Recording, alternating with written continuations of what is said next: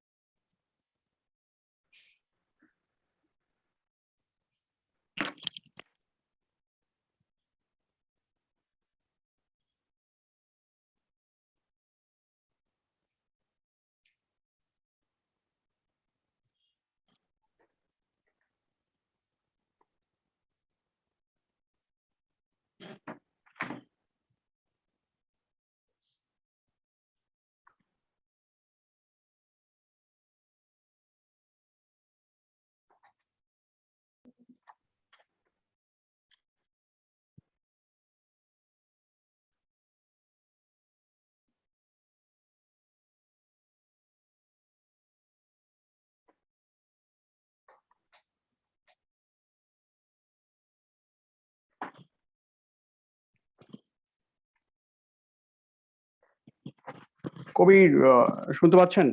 হ্যাঁ, এখন ক্লিয়ার। হ্যাঁ, চেক, আমি অ্যাকচুয়ালি বোথ এন্ডে চলে গেছি, দেখা যাক। এখন ক্লিয়ার। হোপফুলি প্রবলেম হবে না।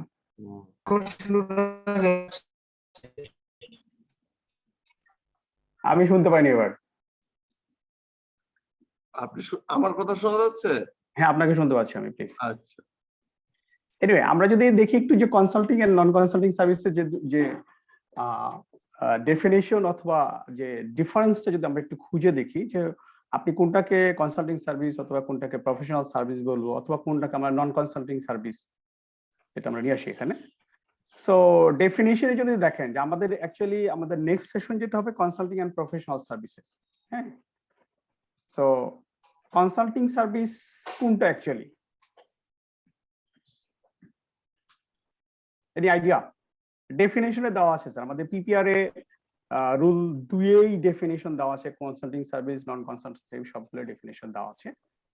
এখানে আমাদের যে ডেফিনেশনটা আমরা দিয়েছি, the defined as a person or company which under an agreement other than an employment agreement provides expert or strategic advice and related service for consideration and decision making. The keyword in this definition are expert and strategic actually. তো আপনাকে যখন strategic কোনো decision দিচ্ছে বা যে বিষয়গুলো আপনাকে strategic ইস্যুতে আপনাকে যখন আসবে, সেটা আমাদের কনসাল্টিং সার্ভিস হিসেবে ট্রিটেড হবে। বাট যদি নন কনসাল্টিং সার্ভিসে আমি আসি, tactical or operational service, that is আপনাকে ফাইন্যান্সিয়াল সার্ভিস দেবে বা অন্য কোনো ডেলিভারি দেবে, আউটসোর্সিং হবে, আপনাকে পিএসআই যে সেবাটা দেবে সেটা। সো আমরা যদি খুবই র ফর্মে এটাকে জানতে চাই বা আমি আসলে আমার মতো করে যদি ডিফাইন করতে চাই যে কনসাল্টিং সার্ভিস এবং নন কনসাল্টিং সার্ভিসকে, সেক্ষেত্রে আমি আসলে বলি যে আপনি যদি আপনার সার্ভিসটা দেয় আপনার কনসালটেন্ট, তাকেই বলবো আমি, যেটি বেসিক্যালি যে আপনাকে ব্রেন অথবা মাথার সাহায্যে অথবা ঘাড়ের উপরে আপনাকে যদি সার্ভিস দেয়, হাত পা দিয়ে যে সার্ভিসটা দেবে, আই মিন ফিজিক্যাল সার্ভিস হিসেবে বা নন কনসাল্টিং সার্ভিস হিসেবে সেটা ট্রিট হবে। আমরা যদি ফিজিক্যাল সার্ভিসের ডেফিনেশনে যাই, যেখানে আমাদের রুল এবং অ্যাক্ট দুটোতে ডিফাইন করা আছে, আপনি দেখেন যে এখানে মানে এখানে ভৌত সেবা অর্থ বা ফিজিক্যাল সার্ভিস মিনস কি বলছে সেটাকে যদি আমরা ডিফাইন করি, এখানে আমাদের পিপিআর এটাকে এরিয়াগুলো ডিফাইন করে দেওয়া আছে এবং এর বাইরেও সিমিলার সার্ভিসগুলো আসবে, বিকজ সবগুলো সার্ভিসকে আমরা এখানে ডিফাইন করতে পারিনি বা করা সম্ভব না। তাহলে আমাদের আইন বিধির বইটা অনেক বড় হয়ে যাবে এবং আমরা হয়তো সেটাকে আর ম্যানেজই করতে পারবো না। ইন দ্যাট কেস আমরা এখানে কিছু উদাহরণস্বরূপ সার্ভিস দিয়েছি, যেখানে supply of goods or execution of works relating to operation and maintenance of facilities or plan, survey, exploring, drilling, বিভিন্ন ইস্যু হতে পারে। ইন্ডিভিজুয়াল সার্ভিস হতে পারে, যেটা কন্ট্রাক্ট রিগার্ডিং সিকিউরিটি সার্ভিস, আমরা যে সিকিউরিটি সার্ভিস নেই, ক্যাটারিং সার্ভিস নেই, geological service, third party service যদি আমরা অন্য কোথাও নেই, আমরা যে পিএসআই বা প্রি শিপমেন্ট ইন্সপেকশন করি বা এজেন্ট নিয়োগ করি তার জন্য, সেই এজেন্ট নিয়োগটা আপনার এখানে আসবে, সিএনএফ এজেন্ট আসবে এখানে। Transportation of goods, I mean এটা আসলে আমাদের ধরেন বিএডিসির ক্ষেত্রে বা ওই যে পাটের ক্ষেত্রে দেখা যায় যে এক জায়গা থেকে আরেক জায়গায় গুডস গুলো শিপ করতে পারে, শিপমেন্টের জন্য তাদের অনেকগুলো সার্ভিস লাগে। তো এইটা পরিবহন সেবাটা আমাদের ফিজিক্যাল সার্ভিস হিসেবে আসবে। অ্যান্ড অর ইন্স্যুরেন্স যদি আপনি দেন, সেটা আপনাকে ফিজিক্যাল সার্ভিস হিসেবে আসবে। অ্যান্ড এই লাস্টে যেটা, সেটা হচ্ছে আমাদের সবচেয়ে বেশি ইউজ হয় বা বেশি আমরা এটাকেই বুঝি, হয়তো ফিজিক্যাল সার্ভিস বা নন কনসাল্টিং সার্ভিস বলতে আমরা এটাকেই বুঝি, যেটা outsourcing service, specified under the আপনাকে ল অথবা রুলসে যেটা বলা আছে। এবং সেই যে আউটসোর্সিং সার্ভিসটা আমরা নেই বা জনবলের সেবা নেই, সেটাকে অবশ্যই গভর্নমেন্ট যে প্রেসক্রাইব রুলস দিয়েছে, আই মিন ফাইন্যান্স ডিভিশন যেটা টাইম টু টাইম ইস্যু করে, সেটার আলোকে আমাদেরকে নিতে হয়। বাট এটা প্রসেসিং অফ ফাইন্যান্স ডিভিশন আপনাকে যেটা দিয়েছে, সেটা হচ্ছে আপনাকে থ্রেশহোল্ড গুলো বলে দিয়েছে, তাকে কত বেতন দেওয়া যাবে, তা কি আসবে, কমিশন আসবে, সবকিছু এখানে আসবে। কিন্তু এইটাকে প্রকিউর করতে গেলে আমাকে ফলো করতে হবে, বা আমি যদি বলি যে ফিজিক্যাল সার্ভিস যদি আমি পুরোটাই প্রকিউর করতে যাই, then I have to follow the PP and PPR. আপনাকে পিপি এবং পিপিআর ফলো করেই কিনতে হবে। ক্যাটারিং সার্ভিস যেটা আছে, সেটা আপনাদের কিছু আই মিন খাবারের ক্ষেত্রে হয়তো আমাদের ইস্যু করা, এটাকে ফিজিক্যাল সার্ভিস, এটাকে ভিতরে ফেলার না, এখন আসবে এটাতে। হ্যাঁ, আমরা উদাহরণগুলো দেখবো। তো উদাহরণ যদি আমরা দেখতে চাই, সেখানে কি কি আছে আমাদের, সেখানে আমাদের এখানে জাস্ট আমরা আগের স্লাইডে দেখছি ইনফরমেশন টেকনোলজি, ছোট্ট কোনো আপনাকে সাপোর্ট সার্ভিস দিতে পারে, পিএসআই হতে পারে, ডাটা কালেকশনের জন্য যেটা নাই সেটাকেও আপনাকে নন কনসাল্টিং সার্ভিস বলতে পারবে আমরা। সিএনএফ এজেন্ট, বিভিন্ন ইস্যু দেওয়া আছে, but hiring of man power এটাকে আমরা বোল্ড করে দিয়েছি, যে বিকজ এটাই আসলে আমাদের মেইন, হ্যাঁ, আমরা যে জনবলটা নেই। তো এই ক্যাটাগরির যে সার্ভিস গুলো পড়বে আমরা সেই সার্ভিস প্রকিউরমেন্ট করি একটা স্পেসিফিক মেথডে। আমরা যদি দেখি যে সার্ভিস প্রকিউরমেন্টের মেথড আমাদের 8টা আছে টোটাল, আই মিন কনসাল্টিং সার্ভিসের জন্য। সেই 8টা সার্ভিসের মধ্যে এটা আসলে পড়ে না। আমরা যে মেথড গুলো আছে সেই মেথড গুলো কিউসিবিএস বলেন, এফবিএস বলেন, সিঙ্গেল সোর্স বলি আমরা, অথবা লিস্ট বা সিলেকশন, হ্যাঁ, এর কোনোটাই পড়বে না আমাদের। আমাদের এখানে নিয়ে আসতে হবে non consulting service which is administered or which is procured through the OTM. আমাদের ওটিএম এর মাধ্যমে এটাকে কিনতে হয়। একটু দেখি যে এখানে একটা স্লাইডে আমরা দিয়েছি যে আপনি নন কনসাল্টিং এবং কনসাল্টিং সার্ভিস কিভাবে আপনি ডিটারমাইন করবেন। আমরা আগেও বলেছি কবি যে হাত পাতে যদি আপনি সার্ভিস দেন, ফিজিক্যালি যে সার্ভিস চাইবে সেটা ফিজিক্যাল সার্ভিস একদম পরিষ্কার। আর পাশাপাশি যদি ইন্টেলেকচুয়াল সার্ভিস বা আপনার যেখানে ব্রেনের ইউজটা আসলে ম্যাক্সিমাম এবং আলটিমেটলি আউটপুটটা আইদার ইন দ্য রিপোর্ট অথবা আপনাকে কোনো কিছু ডেলিভার কোনো সিস্টেম ডেভেলপ করে দিই, সেটাই আসলে আমাদের কনসাল্টিং সার্ভিস আসছে।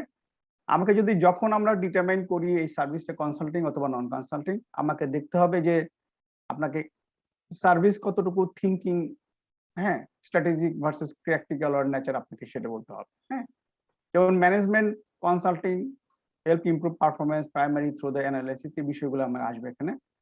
আপনাকে ইনফরমেশন টেকনোলজি কনসাল্টে যখন আমরা অ্যাডভাইজরি দেবে, কোনো সিস্টেম ডেভেলপ করব আমরা, যেখানে ইন্টেলেকচুয়াল ইনপুট লাগবে। ফর এক্সাম্পল কোনো আপনার অর্গানাইজেশনের জন্য আপনি এমআইএস সিস্টেম ডেভেলপ করবেন, তো সেক্ষেত্রে that will be treated as a consulting service. আর পলিসি কনসালটেন্ট, যেখানে আপনার জিইডিতে আমরা বিভিন্ন ইস্যুগুলো নিই, আপনাদের নিজস্ব মিনিস্ট্রি বা ডিভিশন গুলো তো আছে, আপনারা বিভিন্ন পলিসি সাপোর্ট নেন বা পলিসি ডকুমেন্ট তৈরি করেন। ইভেন আমরা নিজেরও একটা পলিসি করতে যাচ্ছি, যেটা আমাদের sustainable public procurement policy, SPP policy আমরা বলছি, সেটা আমাদের নেই। তো এইটা নিতে গেলে আমাকে আসলে ইন্টেলেকচুয়াল সার্ভিসটা নিতে হবে। আপনি কমিউনিকেটিং কনসালটেন্ট যদি নেন, আপনাকে কমিউনিকেশন চ্যানেল ইউজ করবেন, সেটা একটা বিষয়। বাট কমিউনিকেশন কনসালটেন্ট যদি নেই আমি, আমার যারা আমাকে কমিউনিকেশনে হেল্প করবে বা communication expert, that will be treated as a consulting service. তবে আমাকে কি শোনা যাচ্ছে প্লিজ?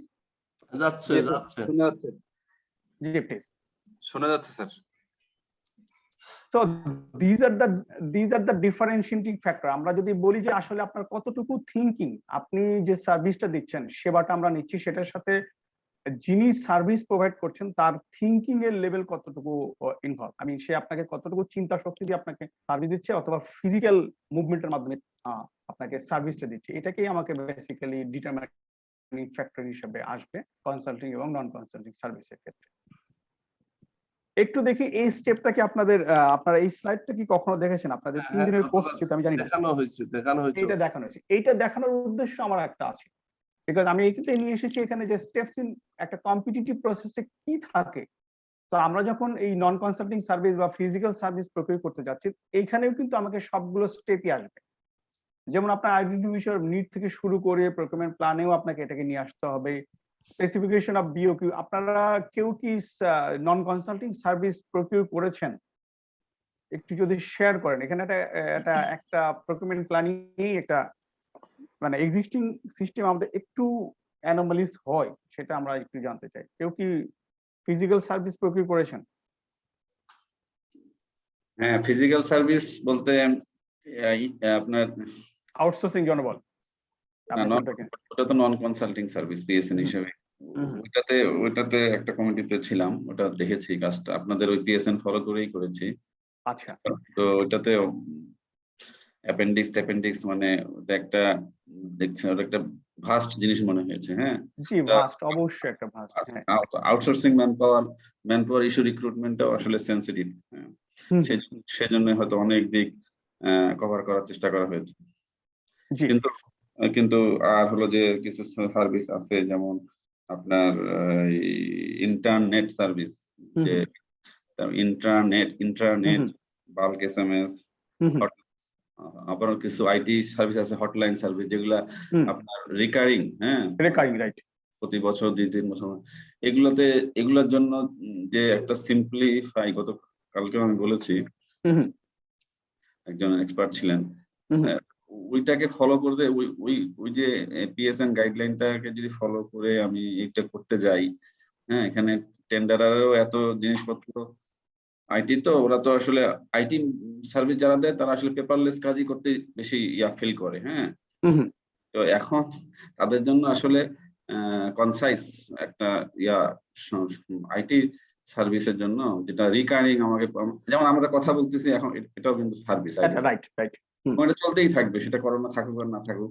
এবং একটা হুম ইনস্টিটিউশনকে আমি যদি ডিজিটালাইজেশনের আওতায় আনতে চাই, তো এই জিনিসগুলোকে যাতে সহজে করা যায়, হ্যাঁ, যে সহজে বলতে মানে মানে ওই যে আমি বললাম যে আউটসোর্সিং ম্যান পাওয়ারের আওতায় যে পিএসএন গাইড স্ট্যান্ডার্ড ডকুমেন্ট বানানো হয়েছে, সেটা আসলে খুব কঠিন হয়ে যায়। তারপরে ট্রান্সপোর্ট সার্ভিস, যেটা ফিজিক্যাল সার্ভিস, ট্রান্সপোর্ট এই আপনার ট্রান্সপোর্ট সার্ভিসে যারা আসলে করে বিষয়টা দেখেন, তারা কিন্তু আপনার যারা মানে আমাকে ট্রান্সপোর্ট সার্ভিস দিবে, তাদের কি এই ধরনের এত কিছু কমপ্লায়েন্স মেনটেন করা সম্ভব? তারা কিন্তু অতটা মনে হয় না যে অতটা তারা এই ইংলিশ বা বিষয়ে অতটা, তারা তো আসলে আমাকে একটা ডেলিভারি দিবে, একটা আমি আমার পরিবহন সেবা অথবা আমার পার্সেল একটা সার্ভিস 1 বছরের জন্য তার কাছ থেকে আমি কিনবো। তার জন্য থ্যাংক ইউ এটা আসলে আপনার অবজারভেশনটা খুবই জেনুইন, এবং এটাকে আমরা আসলে দেখেন এই ডকুমেন্টই ছিল না, আমরা 19 একটা ডকুমেন্ট আমরা এনেছি, সেটা দিয়ে আমরা এখন ইউজ করছি। এবং এইটাই ডকুমেন্টের ভিতরে যে অ্যাক্টিভিটি শিডিউল আছে সেকশন 6 গিয়ে, সেখানে আমরা যেটা করেছি যে একটা টেবিলের ভিতরেই কিন্তু আপনার এ এবং বি আছে, বিটা আমরা ম্যান পাওয়ারের জন্য রেখেছি এবং এটা হচ্ছে আলাদা আদার যে ফিজিক্যাল সার্ভিস সেটার জন্য। এবং এটাকে আসলে আপনি যেটা বলছেন যেটা আসলে খুবই সত্যি কথা, বিকজ তারা ইউজ করতে গিয়ে both from the P and আপনাকে টেন্ডার এন্ড থেকে তারা কিছু কোশ্চেন রেইজ করেছে, আমরা অনেকগুলো কোশ্চেনে পেয়েছি এবং আমরা গেলে অ্যাড্রেস করবো ইনশাল্লাহ। বিকজ একটা ডকুমেন্ট আপডেট করতে গেলে আমাদের অনেক বেগ পেতে হয়, বা আমরা আসলে কাজ করি ব্যাক এন্ডে।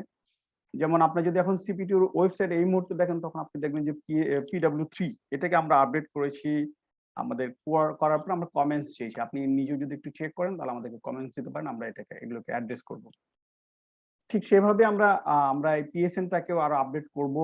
আপনি যদি আপনার জন্য যে একটা বিষয় জানাতে পারি যে আমরা IT service, IT intellectual service যেটা প্রয়োগ করব, সেটার জন্যই আমরা আলাদা একটা ডকুমেন্ট রেডি করছি, মোরাললেস ফাইনাল এটাকে আমরা বলতে পারি, সেটার ড্রাফট আমাদের মোরাললেস ফাইনাল। ঠিক একইভাবে আমরা এই ডকুমেন্টটাকে হয়তো স্প্লিট করে আপনি যেটা বলেন যে ফিজিক্যাল সার্ভিসের জন্য এবং তাদের জন্য সিম্পলিফাইড আরো কতটুকু করা যায়, বিকজ আমরা চাই না যে আপনাদেরকে বা পিকে অথবা টেন্ডারদেরকে এখানে কোনো কমপ্লেক্সিটিতে নিয়ে আসতে। এনিওয়ে, আপনার অবজারভেশনটা খুবই জেনুইন। আমি এই বিষয়টা আমাদের অথরিটি জানেন, আমরা এই বিষয়গুলোকে কাজ করব, দেখা যাক, একটু সময় দিতে হবে। জি, ওকে, থ্যাংক ইউ। আমি অ্যাকচুয়ালি প্লিজ আরেকটা জিনিস অ্যাড করি, হ্যাঁ। হুম। সেটা হচ্ছে যে আপনি যে আইটি ইন্টেলেকচুয়াল সার্ভিসের কথা বললেন, সেটা বলতে মনে হচ্ছে যে এটা কি সফটওয়্যার ডেভেলপমেন্ট রাইট সংশ্লিষ্ট, কিন্তু আচ্ছা এটা একটা বিষয় গেল। কিন্তু আমাদের যে আমরা টেন্ডার বলতে যেটা বুঝি দরপত্র, প্রাচীন আমল থেকে, হ্যাঁ, টেন্ডার বলতে যে কনভেনশনাল ওই সিস্টেমের জন্য টেন্ডার হয়ে আসছে, এবং গাইডলাইন এই ডকুমেন্টস গুলো বা ধারা যাই বলি না কারো রুলস বিধিবিধান ওগুলা ওইভাবেই হয়েছে। কিন্তু বিশেষ করে গত 1 শতকে যে ট্রান্সফরমেশন হয়েছে অ্যানালগ থেকে মানে কনভেনশনাল থেকে digital transformation, IT equipment, IT hardware, IT networking, এই ইকুইপমেন্ট গুলোর সাথে কিন্তু আমাদের, যেমন ধরেন আমি গ্যাস কোম্পানিতে আছি, আমার যে আগে হার্ডওয়্যার বলতে আমরা বুঝতাম আমাদের একটা সাবস্টেশন, মানে অর্থাৎ DRS, step down pressure regulating station, এটার জন্য রেগুলেটর, তারপরে স্লাম শার্ট বা যেটা হার্ডওয়্যার, ওগুলা কেনাটা আমাদের দরপত্রের আওতায় এটা পারা যাচ্ছে। কিন্তু আইটি ইকুইপমেন্ট এবং এগুলা যে বিজনেসের ক্যাটাগরি, হ্যাঁ, সে ইউএসএ থেকে দিচ্ছে, হ্যাঁ, ইউএসএ থেকে দিচ্ছে তার নিজস্ব ডিস্ট্রিবিউটরের মাধ্যমে, হ্যাঁ, এগুলাকে করাটা মানে ওইটার সাথে করাটা কঠিন হয়ে যায়। যে আইটি, এই জন্য আমি আপনাকে মাধ্যমে আসলে সিপিটির কাছে এই বার্তাটাই দিতে চাই যে আইটি বিষয়টাতে যাতে মানে হার্ডওয়্যার এবং সফটওয়্যার নেটওয়ার্ক এই বিষয়টাতে যেন এই যে স্ট্যান্ডার্ড ডকুমেন্ট হোক বা নির্দেশনা গাইডলাইন, হ্যাঁ, অনেক আমাদের ভালো। আমি কিন্তু আপনাদের ওই যে সিপিটির সাথে যে জিনিসটা দিকে তাকায় থাকি, সেটা হচ্ছে যে ক্লারিফিকেশন যে ইয়াটা থাকে, হ্যাঁ, আমার কাছে খুবই মানে রিসোর্সফুল মনে হয়। তো কতদিন আমি ক্লারিফিকেশনে কাজ করি, বেসিক্যালি আইন বিধি নিয়ে কাজ করি, প্লাস ক্লারিফাই। আমি জানি না আমার আপনি চিঠি পেয়েছেন কিনা অনেকগুলোতে, বিকজ আমি এই মুহূর্তে ওয়ার্ডস গুলো দেখছি, আগে সার্ভিস এবং গুডস দেখতাম। আচ্ছা। হ্যাঁ, একটা ক্লারিফিকেশন দিতে গেলে আসলে সেদিন আমাদের সচিব স্যার, নতুন সচিব স্যারের সাথে আমাদের কথা হচ্ছিল, ডিজি স্যার যেটা বলছেন, আসলে আপনাদেরকে যে ক্লারিফিকেশন গুলো আমরা দেই বেসিক্যালি তো আইন বিধির আলোকে দিতে হয়, আমাদের আসলে ব্যাক এন্ড অনেক কাজ করতে হয়। সচিব স্যারকে সেটা বলা হয়েছিল, স্যার আপনি যেটা পান সেটা তো দিন। আমরা আসলে এটার উপর অনেকগুলো কাজ করি, বিকজ আপনাকে যেটা দিচ্ছি সেটা মোরাললেস আইন বিধি হিসেবে, মানে রেফারেন্স হিসেবে, রেফারেল ডকুমেন্ট হিসেবে আপনি ইউজ করেন। হ্যাঁ, সেটা Anyway, সেটা that's why আমরা সেটাকেই যথেষ্ট গুরুত্বের সাথে এটাকে আমরা দেখি, বা কোনটা আসলে দেওয়া দরকার, কিভাবে দেওয়া দরকার। ঠিক আছে। ওই আমরা প্রসঙ্গটা একটু বলছি যে স্যার, আমি যে বলি যে আইটি, হার্ডওয়্যার, সফটওয়্যার, নেটওয়ার্ক, এদিকে কিন্তু আস্তে আস্তে জিনিসপত্র চলে। ডাটা সেন্টার, একটা ডাটা সেন্টারের যে কত ধরনের ডিফিকাল্টিস, একটা জিনিস আমার কয়েকদিন আগে আমাদের অফিসের আপনার আমাদের তো ওটা তো কন্টিনিউয়াস এসির মানে একটা প্ল্যান্টের মতো। আগে যেমন আমরা প্ল্যান্ট বলতে বুঝতাম যে একটা ফিজিক্যাল প্ল্যান্ট, যেটা সবাই দেখে যে অ্যামোনিয়া তৈরি হচ্ছে অথবা সালফার ডাইঅক্সাইড তৈরি হচ্ছে, কিন্তু ওইটার জন্য যে ধরনের কন্ট্রোল রুম রাখা হয়, এই আইটি সার্ভিসগুলো যাতে চলে ওইটার জন্য একটা ডেডিকেটেড কন্ট্রোল রুম থাকে। ওই কন্ট্রোল রুমের এই যে এসির আউটডোর ফ্যানটা ছাদের উপরে আছে, ওইটা নষ্ট হয়ে গেল। ওই ফ্যানের যে সাপ্লায়ার, সে আমাকে বলতেছে যে ডিস্ট্রিবিউটর 3 মাস লাগবে। তাহলে আমি তখন চিন্তা করে দেখলাম যে তাদের কাছে রিস্ক করা যাচ্ছে না। হ্যাঁ, এই যে মানে আমি অথচ আমরা অন্যান্য যে মালামাল কিনি আমাদের গ্যাস কোম্পানির রিলেটেড, ওদের কাছে আমাদের রিস্ক করাটা বা আমাদের টেন্ডারের ইয়ার মাধ্যমে, হ্যাঁ, ওদের যে এজেন্ট আছে সহজ হয়ে যাচ্ছে। তো এই বিষয়টাই আমি আসলে আর না, এটা আসলে আপনি যে আপনাকে মুনশিয়ানা দিক দেখাতে হবে স্পেসিফিকেশনের ক্ষেত্রে, যে আপনি কিভাবে, এবং পরবর্তীতে আফটার সেল সার্ভিস অথবা আমরা যে ওয়ারেন্টি পিরিয়ডে আপনাকে কি সার্ভিস দেবে সেখানে যেতে হবে। এনিওয়ে স্যার, আমরা একটু যদি এই স্লাইডে আমরা আপনারটাতে আসবো, এই স্লাইডে যদি ফ্রি সেটা দেখবো যে প্রকিউরমেন্ট প্ল্যানিং। যেমন প্রকিউরমেন্ট প্ল্যানিং এর জন্য আমরা জানি যে গুডস, ওয়ার্কস এবং সার্ভিসের জন্য আলাদা আলাদা প্রকিউরমেন্ট প্ল্যান থাকে। আপনাকে ডেভেলপমেন্ট বাজেট এবং রেভিনিউ বাজেট করতে হবে, রাইট? এখন এই ফিজিক্যাল সার্ভিসটা আপনারা কোথায় দেন, বা প্রকিউরমেন্ট প্ল্যান তো আপনাকে অবশ্যই করতে হবে, ফিজিক্যাল সার্ভিসটা আপনারা কোথায় দেন? Any idea? ফিজিক্যাল সার্ভিস আমরা কোথায় দেই? আমরা হ্যাঁ, ফিজিক্যাল সার্ভিসটা এই ওয়ার্কস এর সাথে একটা সার্ভিস আছে, যেটা ওয়ার্কস যখন টেন্ডার যেহেতু করি। ওয়ার্কস এন্ড ফিজিক্যাল সার্ভিস আছে, সো আপনাকে আসলে ওখানে দেন, বিকজ আপনি যদি একটু দেখেন, আমি সেই জন্যই বলছি যে এটা ডিফারেন্সিয়েশনটা এখান থেকে শুরু হয়, এবং এই স্লাইড দেখানোর জন্য উদ্দেশ্য সেটা যে আপনি যখন প্রকিউরমেন্ট প্ল্যান দিবেন তখন কিন্তু আপনাকে সার্ভিসের জন্য যে প্রকিউরমেন্ট প্ল্যান আমরা করি সেখানে এটা রিফ্লেকশনের সুযোগ নেই, বা করার দরকারও নেই, বিকজ এটার মেথড হচ্ছে আপনাকে ওটিএম ফলো করতে হবে, এবং ওটিএম হচ্ছে গুডস ওয়ার্কস এর জন্য, যেহেতু সার্ভিসের জন্য না। আমাকে আসলে works and physical service, works এর ডেফিনিশনে এটা আছে আমাকে, সো এটা ওয়ার্কস এ দেখানোটাই বর্তমান, যেহেতু যতক্ষণ পর্যন্ত ফিজিক্যাল সার্ভিস বা নন কনসাল্টিং সার্ভিসের জন্য আমরা স্প্লিট না করছি, ততক্ষণ পর্যন্ত মনে হয় ওয়ার্কস এ দেখানোটা এটা যৌক্তিক। তার পরবর্তীতে যদি আমরা দেখি গুডস এর ক্ষেত্রে যেমন স্পেসিফিকেশন থাকে, বিওকিউ থাকে, এখানে আমাদের কিছু টার্মস অফ সার্ভিস থাকবে, এই আপনাকে কি দেবে সেগুলো আপনাকে করতে হয়। অফিসিয়াল কস্ট এস্টিমেট আপনার থাকবে, দেন আপনাকে ডকুমেন্ট প্রিপারেশন করতে হবে। আমরা যেটা জানি যে পিএসএন যে ডকুমেন্টটা আছে আমাকে সেটা ইউজ করতে হবে, প্রকিউরমেন্ট নন কনসাল্টিং সার্ভিসেস। হ্যাঁ, আর অ্যাডভার্টাইজমেন্টের ক্ষেত্রে ব্যতিক্রমী কিছুই নাই। অ্যাডভার্টাইজমেন্টের ক্ষেত্রে গুডস ওয়ার্কস যেমন যেভাবে আমরা অ্যাডভার্টাইজ করি ঠিক সেভাবে দিতে হবে। টেন্ডার এবং প্রপোজাল অবশ্যই this task will be done by the concern tenderer, এবং আপনার কাছে যখন আপনি সাবমিট করবে দেন ওপেনিং ইভ্যালুয়েশন, আপনাকে সেই টেন্ডারটা ইভ্যালুয়েট করতে হবে। নেগোসিয়েশন, আচ্ছা এটা তো একটা কমন স্লাইড, সেজন্য নেগোসিয়েশন উইদিন ব্র্যাকেট দেওয়া আছে। সো নেগোসিয়েশন হবে কি হবে না এটাতে আপনাদের কোনো অপিনিয়ন আছে, যে আমরা এখানে ফিজিক্যাল সার্ভিস অথবা নন কনসাল্টিং সার্ভিস প্রকিউর করতে গিয়ে নেগোসিয়েশন করি কিনা, কোনো সুযোগ আছে কিনা?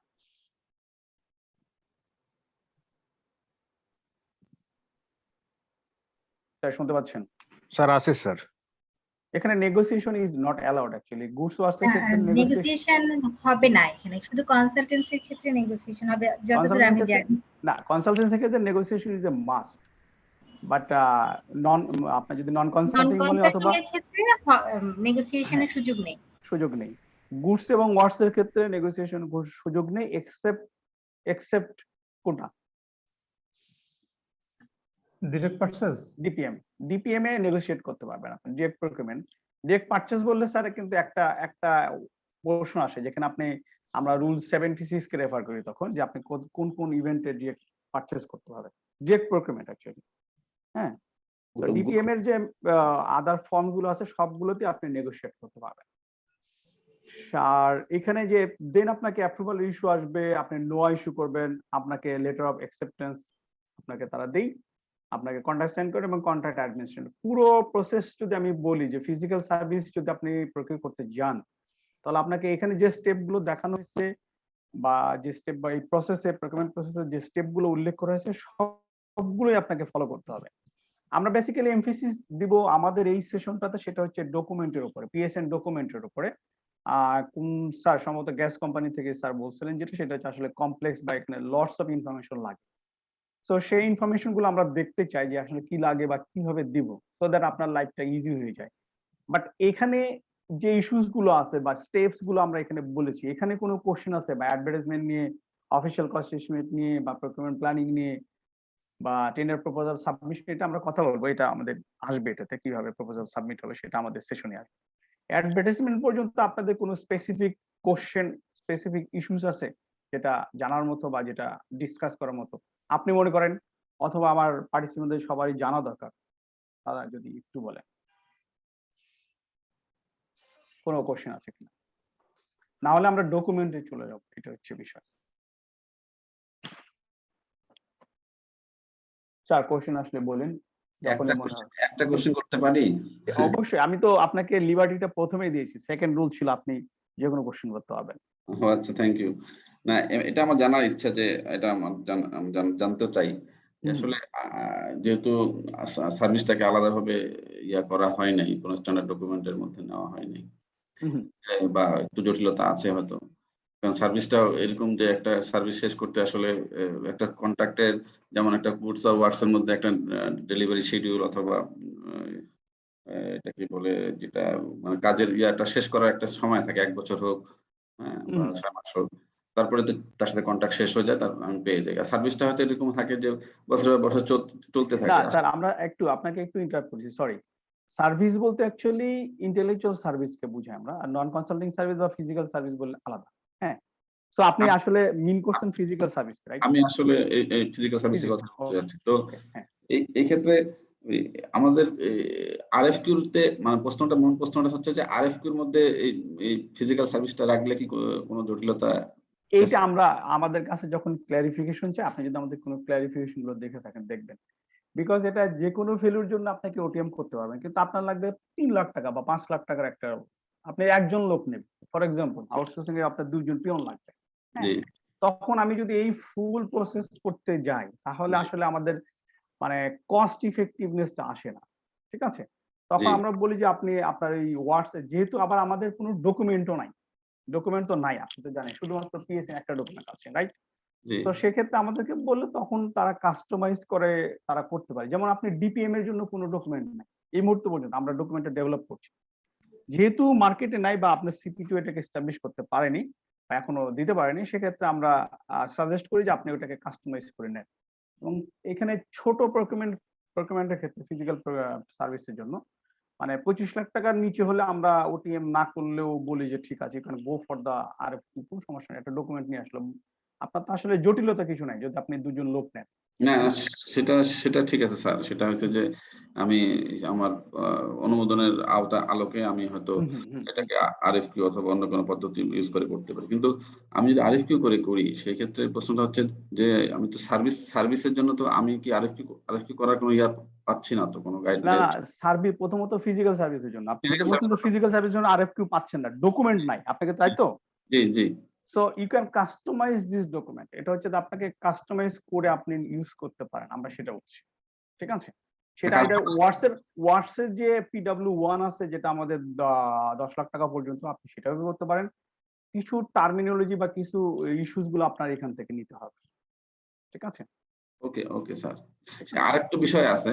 জি। সেটা হচ্ছে যে সেটা ওই যেটা বললাম কাস্টমাইজ করতে যেয়ে কিছু জায়গায় আমরা নিজেরাই চেষ্টা করি ওটা কভার করতে। ওই যে একটা ওয়ার্কস এর ক্ষেত্রে বললাম যে তার স্টার্ট ডেট বা কমেন্সমেন্ট ডেট এবং এন্ড ডেট আছে, হ্যাঁ? সেটা হুম ৬ মাস হোক ১ বছর হোক। তারপরে না এটা হ্যান্ড ওভার হয়ে যায়। হুম ওই এলপি এর কাছে জিনিসটা চলে আসে। তো এই সার্ভিসটা তো ওই যে আপনাকে যেটা বললাম বছরে ৩ বছরের না জন্য। না না না না না আপনি এটা তাহলে এটা আপনার ডকুমেন্টটা তো আমরা দেখবো, দেখেন একটু পরে আমরা ডকুমেন্টে ঢুকবো, হ্যাঁ? জি, এখানেও কিন্তু ইন্টেন্ডেন্ট আইসিডি আছে, ইন্টেন্ডেন্ট কমপ্লিশন ডেট। কতদিন আপনি চুক্তি তো তার সাথে অনাদিকালের জন্য করবেন না, তাই না? আপনি ওটিএম এর মাধ্যমে করলে একটা নির্দিষ্ট সময়ের জন্য আমি তার সাথে কন্ট্যাক্ট করবো, সার্ভিস সে প্রোভাইড করবে। নইলে আপনাকে সে পারফরমেন্স সিকিউরিটি দেবে কোন বেসিসে? জি, আপনি যতদিন আইসিডি থাকবে, ইন্টারনেট কমপ্লিশন পিরিয়ড, আপনি যেটা মিন করবেন সেটা ২ বছর হতে পারে, ৩ বছর হতে পারে। আপনি যে আউটসোর্সিং যে জনবলটা নেন সেখানে বলে দেন কত ম্যান মান্থ লাগবে, জি, তাই না? আপনি ম্যান মান্থ বলে দিচ্ছেন, দ্যাট মিনস আপনার সার্ভিস পিরিয়ড বা ফিজিক্যাল সার্ভিস আপনাকে ওই পিরিয়ডটার জন্য সে প্রোভাইড করবে।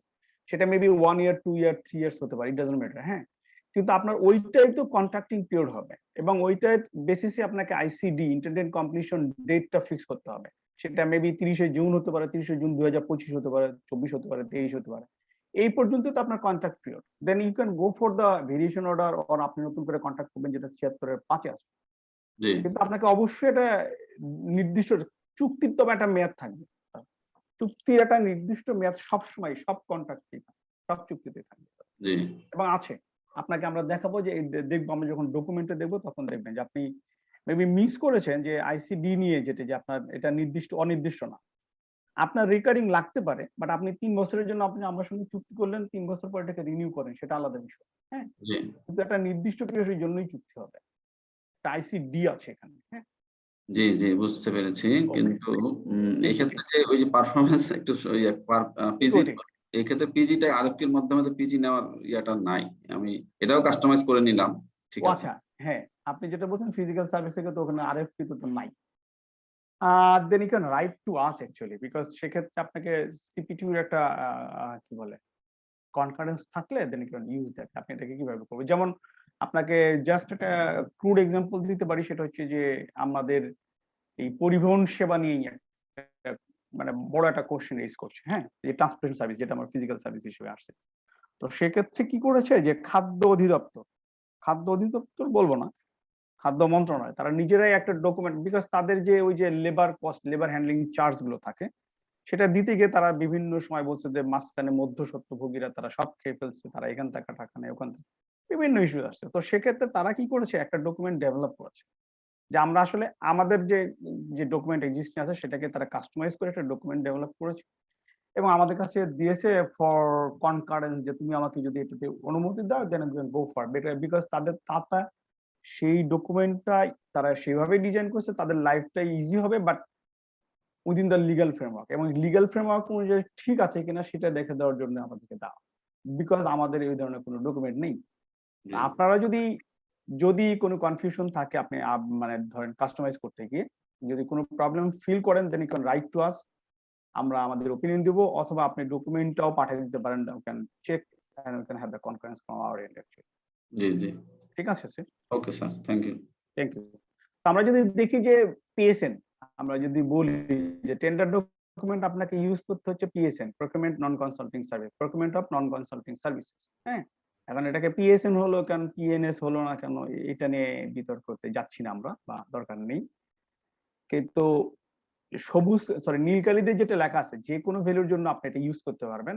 টেন্ডারিং মেথড ওটিএম হবে, ওপেন টেন্ডারিং মেথড, ঠিক আছে?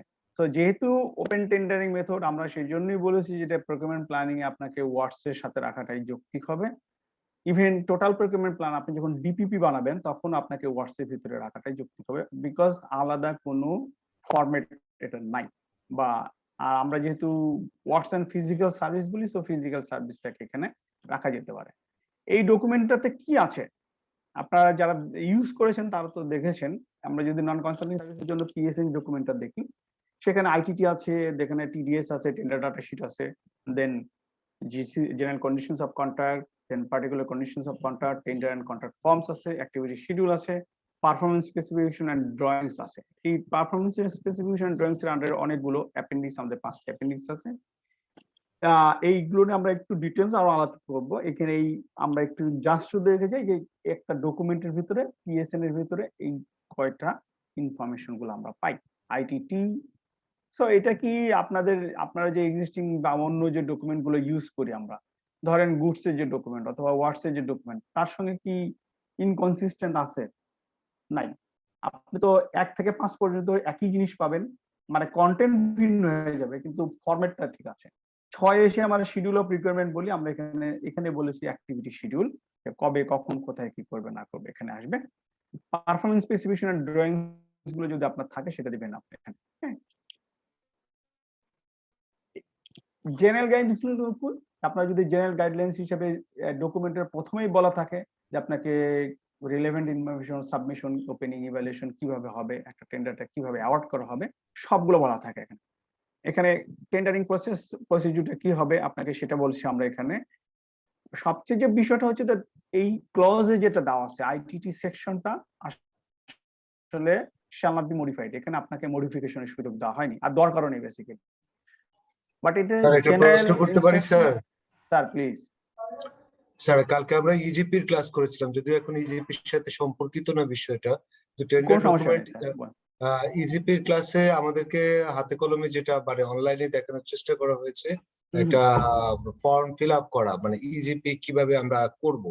তো সেটা আমার কাছে খুবই আসলে টেকনিক্যাল মনে হয়েছে, মানে কারো যদি আসলে টেকনিক্যাল পার্ট গুলি ভালো করে জানা না থাকে তাহলে তার জন্য খুব টাফ একটা ইজিপি ফর্ম পুরো ফিল আপ করতে। আমার প্রশ্নটা হচ্ছে যে আমরা এখন যে টেন্ডার ডকুমেন্ট প্রিপারেশন আপনি যেগুলি দেখাবেন, এটা কি ইজিপির সাথে কানেক্টেড অথবা দুটো আলাদা বিষয়? আচ্ছা, প্রথম কথা হচ্ছে এটা দেশের সেটা দিয়ে শুরু করি যে এটা আমরা ইজিপিতে দেওয়া নেই, এই ডকুমেন্টটা ইজিপিতে নেই। হ্যাঁ, কিন্তু যেহেতু আমরা এটাকে ইজিপিতে ডেভেলপ করতে গেলে আমাদের বিভিন্ন একটা মডিউল আকারে ডেভেলপ করতে হবে, আমরা এখনো দিতে পারিনি। বাট ব্যাক এন্ডে আমরা কাজ করছি সবগুলোকে, বিকজ আমরা 100% ইজিপিতে যেতে চাই। হ্যাঁ, আর সো এটা ইজিপির সিস্টেমের সাথে আমরা যাচ্ছি এক। বাট আপনি যেটা বললেন যে ইজিপিতে কঠিন বা ওই যেটা জানতে হবে ব্যাকগ্রাউন্ড ইনফরমেশন গুলো, হ্যাঁ, এইটার জন্য তো আমরা বলি e-GP basically operating issues actually. আপনি যদি ব্যাক এন্ডের ইনফরমেশন গুলো না জানেন, মানে টেন্ডার ভ্যালিডিটি পিরিয়ড কতদিন হবে না কি হবে, কিভাবে এক্সটেন্ড করব, আপনাকে এই বিষয়গুলো থিওরিটিক্যাল অবশ্যই নলেজ থাকতে হবে এবং তারপরেই বেসিক্যালি আপনি ইজিপি গাইডলাইন যদি দেখেন, আমরা যে ওয়ার্ডে টাইপ করি বা এমএস অফিস ইউজ করি কাইন্ড অফ সেটাই বেসিক্যালি। এটাতে জটিলতা তেমন নাই, বাট ব্যাক এন্ডের ইনফরমেশন গুলো বা ব্যাক এন্ডের নলেজটা আপনার থাকতে হবে স্যার। সো আমরা সেক্ষেত্রে অ্যাডভাইস করি যদি গো for the 3 weeks long training, যেটা আমাদের আছে, যেটা বেসিক ট্রেনিং প্রকিউরমেন্টের, সেখানে যদি হয় তাহলে আপনার থিওরিটিক্যাল একটা ব্যাকগ্রাউন্ড থাকবে। আর পরবর্তীতে যদি আমাদের 5 দিনের একটা EGP user training, I mean প্রকিউরমেন্টের যে ইউজার এন্ড থাকে তাদেরকে আমরা ট্রেন আপ করি। আপনারা যদি কষ্ট করে একটা নাম পাঠিয়ে দেন দেন আমরা আপনাদেরকে ট্রেন আপ করব এবং ট্রেন আপ করলে আপনি দেখবেন যে আপনি কালকে একদিনে সম্ভবত দেখছেন যে ইজিপি পুরো সিস্টেমটা, আমি জানি না, মনে হয় একদিন আপনাকে পুরো সিস্টেম দেখাবে। স্যার একদিনই দেখেছি স্যার। কিন্তু এটা আসলে 5 দিনের ইস্যু। আপনাকে যদি আমি পুরো পার্ট বাই পার্ট বোঝাই, মানে আমরা তো ইজিপি শুরু হয় এপিপি থেকে, অ্যানুয়াল প্রকিউরমেন্ট প্ল্যান থেকে, এখানেও আমরা দেখেছি এপিপি থেকে আমাদের শুরুটা। হ্যাঁ, তো এপিপি আপনি কিভাবে ক্রিয়েট করবেন, কিভাবে ওয়ার্কফ্লো ক্রিয়েট করবেন, কিভাবে সেটা অ্যাপ্রুভাল হবে, কিভাবে তখন আমরা অ্যাডভার্টাইজমেন্টে যাব, এই সবগুলো আসলে হাতে কলমে দেখানোর একটা বিষয় থাকে। তো সেক্ষেত্রে স্যার আপনার জন্য মোটেও, আমি তো আপনাকে চিনি, তো আপনার জন্য এটা মোটেও সমস্যা না। আপনি শুধু জাস্ট হ্যাভ দ্য ব্যাকগ্রাউন্ড নলেজটা থাকলে আপনার জন্য এটা কোনো ইস্যু না স্যার, আমরা জানি। বাট আপনার জন্য যেটা লাগে স্যার, যেটা আসলে ধরেন পি, কিন্তু আমরা আসলে পি ইউজারের রোলটা খুব কম প্লে করা হয়, যেটা আমাদের গ্যাস কোম্পানি থেকে যে স্যার আছেন ওনারা আসলে পি ইউজারের মেইন রোল প্লেটা করে। কিন্তু যখন আপনি মিনিস্ট্রিতে, তখন আপনাকে পলিসি লেভেল ইউজার, আমরা একদিনের একটা ট্রেনিং আছে সেখানে পলিসি লেভেল, আবার আরেকদিনের হচ্ছে একদিনের একটা ট্রেনিং আছে সেখানে হচ্ছে আপনার অর্গানাইজেশন অ্যাডমিন। আপনার প্রতিটা অর্গানাইজেশন একজন করে অ্যাডমিন আছে, উনি যেটা ওনার অন বিহাফ অফ মানে সিপি2 শুধুমাত্র অর্গানাইজেশন অ্যাডমিন ক্রিয়েট করে দেন, তারাই আসলে তাদের অর্গানাইজেশনে ওই জিনিসটাকে কার রোল কি হবে, প্রোগ্রাম প্রজেক্ট সেট করে। তো আপনি যদি একটু এই দুটোতে অ্যাটলিস্ট আসেন, যে অর্গানাইজেশন অ্যাডমিন প্লাস হচ্ছে যে পলিসি লেভেল, স্যার আপনি এটাও জানেন আমার আশাটা কত টাফ স্যার। স্যার আর আমার আশাটা কত টাফ এটা আপনি জানেন স্যার। আর আসতে হবে এই যে স্যার, এটাতে আসতে পেরেছি, জানতে হবে। থাকতে পারবো এটা চিন্তা করে নেই স্যার। এনিওয়ে, বাট আপনার যে স্যার যে ইনফরমেশন সেটা হচ্ছে আপনি যেটাকে টাফ মনে করছেন সেটা টাফ না, এটা জি ইজি। স্যার। হ্যাঁ, এটা সিস্টেম ইউজ করাটা ইজি, আপনাকে ক্লিক করতে হবে, আপনাকে সবই দেওয়া আছে। হ্যাঁ, জি আর স্যার, থ্যাংক ইউ এটাকে স্যার। আমাদের পিএ সেন্টার এই মুহূর্তে ইজিপিতে নেই। তবে মজার বিষয় কি জানেন, যে আসলে ইজিপিটা এত পপুলারিটি অর্জন করছে বা করছে দিন দিন, মানে ডে টু ডে, যেটা অ্যাকচুয়ালি লোকজন যখন ইজিপিতে এটা ডকুমেন্টই দেওয়া নাই, পিএ সেন্টারকে আমরা অ্যালাউ করি নাই, হ্যাঁ, তখনও তারা এই আউটসোর্সিং জনবল তারা ইজিপিতে নিয়ে ফেলছে। বুঝতে পারছেন স্যার? কেউ আছেন নাকি এরকম কেউ আছেন? মানে তারা বলে যে আমি ইজিপিতে করে ফেলছি। আমি বললাম ভাই এটা তো ইজিপিতে করা যায় না। ইভেন আমাদেরই এক ব্যাচমেট কবির, সেও করে ফেলছে এটা। আমি বললাম কি রে ভাই, এটা তো নাই, কিন্তু বলে যে আমার লোক তো করে ফেলছে। কেমনে করছে জানি না, সম্ভবত হোয়াটসঅ্যাপ ডকুমেন্টে তারা যে PW3 অথবা যেটাই থাকুক না কেন সেটাকে কাস্টমাইজ করে ফেলছে। এটা আমরা জানি না আর কি, বাট ওরা প্রবলেমে পড়ে আমাদের কাছে আসছিল। আমাদের যে ইনফরমেশন স্যার, যে অ্যাজ ইউজুয়াল, যে আপনি যে কোনো টেন্ডার ডকুমেন্টের দুটো অংশ একদম আনচেঞ্জ থাকে, শুধুমাত্র আপনাকে ইনস্ট্রাকশন দেওয়া আছে, আপনাকে পিকে প্লাস হচ্ছে টেন্ডার, তাদেরকে ইনস্ট্রাকশন দেওয়া থাকে কিভাবে কি করবেন, আপনাকে টেন্ডারটা কিভাবে প্রসেস করবেন, সবগুলো বলা থাকে আইটিটি তে, ইনস্ট্রাকশন টু দ্য টেন্ডার। এটা আপনি চেঞ্জ করবেন না, বাট দয়া করে আমি যেটা বলি সেটা হচ্ছে আমার এক্সপিরিয়েন্স, সেটা কেউ যদি ভাবে যেটা যদি চেঞ্জ করা যাবে না, সো এটা পড়েও না। কিন্তু এটার ভিতরে এভরিথিং বলা আছে, মানে এভরিথিং। ধরেন আপনাকে ইভালুয়েশনের পরে গেলে আপনি সব এই ডকুমেন্টে বা এই আউটসোর্সিং করতে গিয়ে, অথবা আপনি, আমরা যদি বলি যে ফিজিক্যাল সার্ভিস প্রোভাইড করতে গিয়ে আপনার টাই হয়ে গেল, তখন আমরা কি করব? এটা নিয়ে প্রচুর ফোন পাই, চিঠি আসে যে আমরা কি করব। আসলে ইভালুয়েশনের ভিতরেই বলা আছে, ইভালুয়েশন প্রসেসের ভিতরে এটাকে বলাই আছে, কিন্তু তারপরেও কোশ্চেন রেজ করে। হ্যাঁ, তো একটু কষ্ট করে এটা পড়তে হবে স্যার। সেকেন্ড যেটা, যে আমরা টেন্ডার ডাটা শিট, আমরা এটাকে আসবো, এটাতে যে provide information that is specific to each object of procurement that supplement the information or recommend included in section 1 ITT. মানে আইটিটি কে সাপ্লিমেন্ট করছে, যেটাতে আইটিটি তে বেশিরভাগ ক্ষেত্রেই, মানে বেশিরভাগ না, যে বিষয়গুলো আইটিটি তে ওখানে ক্লিয়ারলি বলবো না আমরা, সেটাকে আমরা টিডিএস বা টেন্ডার ডাটা শিটে রেফার করেছি, এবং সেই টেন্ডার ডাটা শিট থেকে আমরা দেখি। হ্যাঁ, যেমন টেন্ডার সিকিউরিটির পরিমাণ কত টাকা হবে, আপনার টেন্ডার ভ্যালিডিটি পিরিয়ড কত টাকা হবে, ওখানে বলা আছে টেন্ডার শুড বি ভ্যালিড। হ্যাঁ, এখানে আপনাকে ইনফরমেশনটা দিতে হবে। The employer specify in the TDS only the information that are ITT, যেটাতেই বলা হয়েছে সেটাই দিবেন, এর বাইরে কিন্তু আসলে দেওয়ার সুযোগ নাই। হ্যাঁ, একটা কন্টেন্ট অফ দ্য টেন্ডার যেটা বলা আছে, সেখানে যদি এনি আদার বলা থাকে, সো এনি আদার যখন বলবে বা বিবিধ যে বিষয়টা থাকবে, সেখানে আপনার স্কোপ আছে, you can go for the customisation of the. আমরা এখানে টিডিএস ক্লোজ গুলোকে আমরা নাম্বার করেছি আইটিটি ক্লোজের সাথে, সো দ্যাট আপনাকে কনসিস্টেন্সির জন্য, যে আমরা দেখতে পাবেন যে ওই আইটিটি তে, ফর এক্সাম্পল আইটিটি ধরেন যে কোনো একটা আইটিটি 59 এ বলা হচ্ছে আপনার performance security, so performance security আমরা এখানে নিয়ে এসে টিডিএস এ সে পারফরম্যান্স সিকিউরিটি অ্যামাউন্টটা বলে দিচ্ছি এখানে।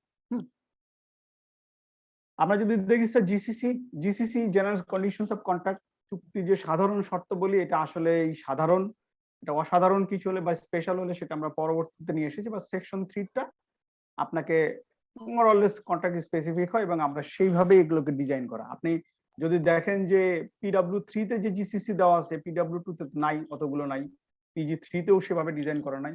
যে প্রকিউরমেন্টের জন্য যেটা প্রযোজ্য, সেভাবে আসলে জিসিসি গুলোকে ডিজাইন করা হয়েছে, more or less common, but actually এখানে আমরা নিয়ে এসেছি যে আপনাকে কন্ট্রাক্ট স্পেসিফিক হয়, জিসিসি গুলো আমাদের হয় কন্ট্রাক্ট স্পেসিফিক। সো আমরা সেভাবে এটাকে ডিজাইন করেছি, আমরা সেভাবেই এটাকে নিয়ে এসেছি, এবং আপনি কি করবেন, এটার সাথে কোনো কম্প্রোমাইজ করার সুযোগ নেই।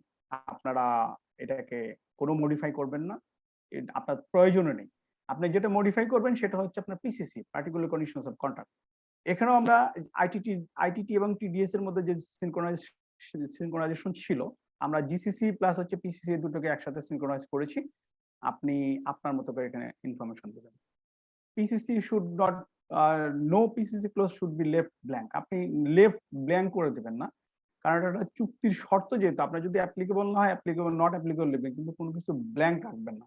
ব্ল্যাঙ্ক রাখা মানেই হচ্ছে যে পরবর্তীতে এটা জটিলতা, সে বলবে এটা করছি না, ওটা লেখেন, বা সে লিখে দিল বা আপনি লিখলেন, এই জটিলতাতে আপনি যাবেন না। সো আমরা এটাকে নট অ্যাপ্লিকেবল লিখেও চলে যাবো যদি আপনার অ্যাপ্লিকেবল না হয়, বাট আমরা এখানে ইনফরমেশন দিয়েই চলে যাব, এবং আপনার আসলে বেশিরভাগ ক্ষেত্রে ইনফরমেশন গুলো লাগবে।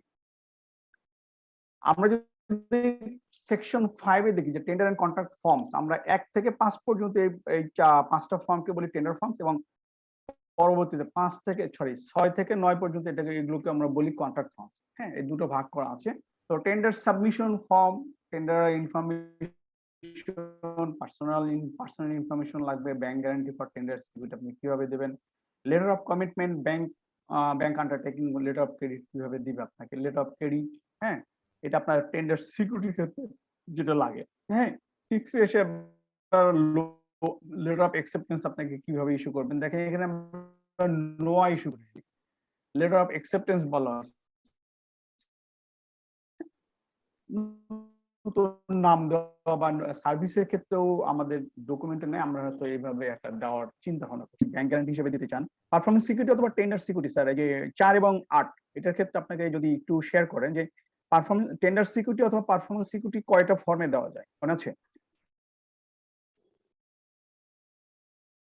স্যার? হ্যাঁ, tender security or performance security, both the form গুলো কি কি আপনি কিভাবে দেবেন?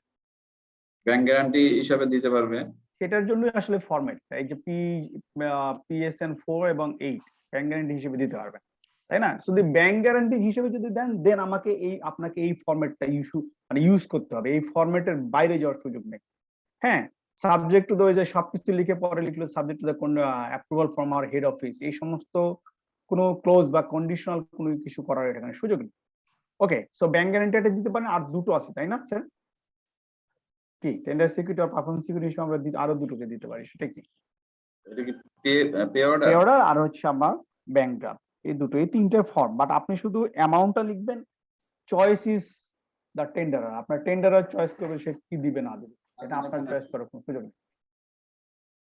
এই 9টা ফর্ম আপনার ডকুমেন্টের ভিতরে আছে, এই 9টা ফর্মের ভিতরে সাবমিশন ফর্ম, দেখেন এই 9টা ফর্ম যদি আমরা বলি, প্রথম 5টা ফর্ম পূরণ করবে কি, সবই টেন্ডারের কাজ আপনার, কিন্তু এটা টেন্ডারের কন্ট্রাক্ট ফর্ম যেহেতু, সো এই প্রথম 5টা ফর্মে আপনার কিছুই করার নেই। বাট এই যে প্রথম যে ফর্মটা আছে টেন্ডার সাবমিশন ফর্ম, এটা খুবই গুরুত্বপূর্ণ একটা ফর্ম স্যার, এটা ইটস ভেরি ইম্পর্টেন্ট। এটা ছাড়া আপনার আসলে টেন্ডারটা রিজেক্ট হয়ে যাবে। হ্যাঁ, এটাকে দেখতে হবে সেটাকে দিল কিনা, কিন্তু এখানে দেওয়ার মধ্যেও তারা আবার, আমি যখন একসময় কনসালটেন্ট হিসেবে ছিলাম তখন দেখেছি যে তারা মাঝে মাঝে একটু উল্টাপাল্টা করে কি, যেখান থেকে দুটো ক্লোজ আপনার তার জন্য মনে করতো না, সেটা ডিলিট করে দিয়ে আপনাকে দিয়েছে। সো এই ফরম্যাটটাকে সে চেঞ্জ করার কোনো সুযোগ নেই, বিকজ এখানে অনেকগুলো টার্মস এন্ড কন্ডিশন সে বা আমার যে শর্তগুলো সেটা মেনেই সে টেন্ডারে পার্টিসিপেট করে। আমরা যদি কন্ট্রাক্ট এগ্রিমেন্টে 7 এ ফিরে আসি, যে কন্ট্রাক্ট এগ্রিমেন্টের ফরম্যাটটা দেওয়া আছে, যেখানে আমরা কন্ট্রাক্ট যেটা করি, কন্ট্রাক্ট কিভাবে করেন স্যার কবির স্যার? কন্ট্রাক্ট আমরা করি হচ্ছে ওই যে ফরম্যাটটা দেওয়া আছে, সেটা কি আমরা মানে ইউজুয়াল প্র্যাকটিসটা কি স্যার? 300 টাকা স্ট্যাম্পে করি, তাই তো? স্যার বলেন স্যার। না, কন্ট্রাক্ট এগ্রিমেন্টটা কিভাবে করি স্যার? আমরা ইউজুয়ালি আমরা যেটা করি 300 টাকা স্ট্যাম্পেই করি, তাই না? যে ফরম্যাটটা দেওয়া আছে সেই ফরম্যাটটাকে একটু বড় ছোট করে টাইপ করে আমরা নিয়ে 300 টাকা স্ট্যাম্পে নিই। বাট কন্ট্রাক্ট এগ্রিমেন্টের সাথে আরো অনেকগুলো মানে ইনফরমেশন বা ডকুমেন্ট থাকে, সেগুলো আমরা অ্যাড করে দিই। কিন্তু আমার একটা just for your kind information, আপনার কি জানা আছে যে এটা আসলে কন্ট্রাক্ট এগ্রিমেন্ট কি স্ট্যাম্পেই করা ম্যান্ডেটরি অর নট? কন্ট্রাক্ট তো অবশ্যই স্ট্যাম্পে হবে স্যার, যদিও কোর্টে বা অনেক সময় অনেক স্ট্যাম্প ভ্যালিড না, বাট আপনার ডকুমেন্ট কিভাবে রেডি হবে এটা আপনার নিশ্চয়ই প্রেসক্রাইব করা আছে।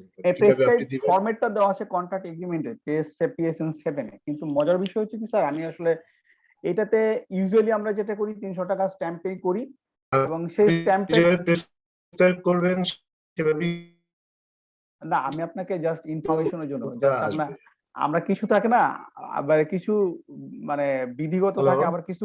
হ্যাঁ, আমি শুনতে পাচ্ছি কবির।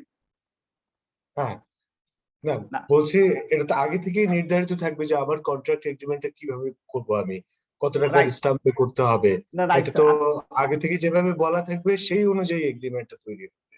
না, আমরা যদি PSN 7 এ দেখি যে কন্ট্রাক্ট এগ্রিমেন্টের ফরম্যাটটা দেওয়া আছে, ঠিক আছে, এবং ফরম্যাটের ভিতরে কি কি থাকবে, কন্ট্রাক্ট এগ্রিমেন্টের কি কি ক্লোজ থাকবে, কি কি ওয়ার্ডিং থাকবে, সব দেওয়া আছে এখানে। But the question is whether it is necessary to type it on the stamp or not actually? This is the question. Sir আমি আমি Sir, হ্যাঁ, আমি আসলে বোধহয় ক্লিয়ারলি বলতে পারবো না এটা মামুন স্যার হয়তো কোনো ধারণা দিতে পারে আপনাকে। Mohammed sir বলেন। জিনিসটা কি কি যেন আরেকবার বলেন দেখি আমি। আমরা বলছি যে PSN 7 যেটা দেখেন আমরা এখানে হ্যাঁ, আলোচনা করছিলাম contract কন্ট্রাক্ট agreement। এগ্রিমেন্ট, হ্যাঁ, আমরা কন্ট্রাক্ট এগ্রিমেন্টের ফরম্যাটটা এখানে দেওয়া আছে, মানে ওয়ার্ডিং গুলো কি হবে না হবে সব আমরা এখানে বলে দিয়েছি, তাই না? আচ্ছা আমরা যেটা করি সেটা হচ্ছে যে ওই সবগুলো ওয়ার্ডিংটাকে বা ফরম্যাটটাকে আমরা রিফ্লেক্ট করি 300 টাকার স্ট্যাম্পে, আচ্ছা 300 টাকার স্ট্যাম্পে রিফ্লেক্ট করে সাইন করে আমরা প্রোডাক্ট সাইন করি এবং ওই স্ট্যাম্পে সাইন করার পরে আমরা অ্যাপেন্ডিক্স হিসেবে ওই যত কিছু থাকে জিসিসি পিসিসি, হ্যাঁ আপনার অ্যাক্টিভিটি শিডিউল সব আমরা দিয়ে দিই। আচ্ছা। কিন্তু কোশ্চেনটা হচ্ছে যে এটা কি 300 টাকা স্ট্যাম্পে সাইন করা জরুরি? না, 300 টাকার স্ট্যাম্পে সাইন করা কোনো জরুরি না, এটা আমাদের একটা প্র্যাকটিস, বুঝতে স্যার পারছেন? হাউস কি বলে, হাউসের কোনো ওপিনিয়ন? হাউস এটা সবাই করে, কিন্তু 300 টাকার এমনি বলি এটা হ্যাঁ। 300 টাকার স্ট্যাম্পে সাইন করার কোনো জরুরি দরকার নেই, কারণ আপনি স্যার। যখন কন্ট্রাক্ট একটা সাদা পেজও সাইন করবেন সেটাও কন্ট্রাক্ট। রাইট। এবং এটার ব্যাপারে অনেক আলাপ হয়েছে, এটার ব্যাপারে আপনাদের যে প্রথম ডিজি কি জানো 3 সপ্তাহ ট্রেনিং, করিম স্যার, হ্যাঁ ফজলুল করিম স্যার, ফজলুল করিম স্যার এটার উপরে অনেক লেকচার দিচ্ছে, অনেক লেকচার শুনছি, এই 300 টাকার স্টাফ নিয়েই প্রায় ঘন্টা 2 লেকচার দিচ্ছে।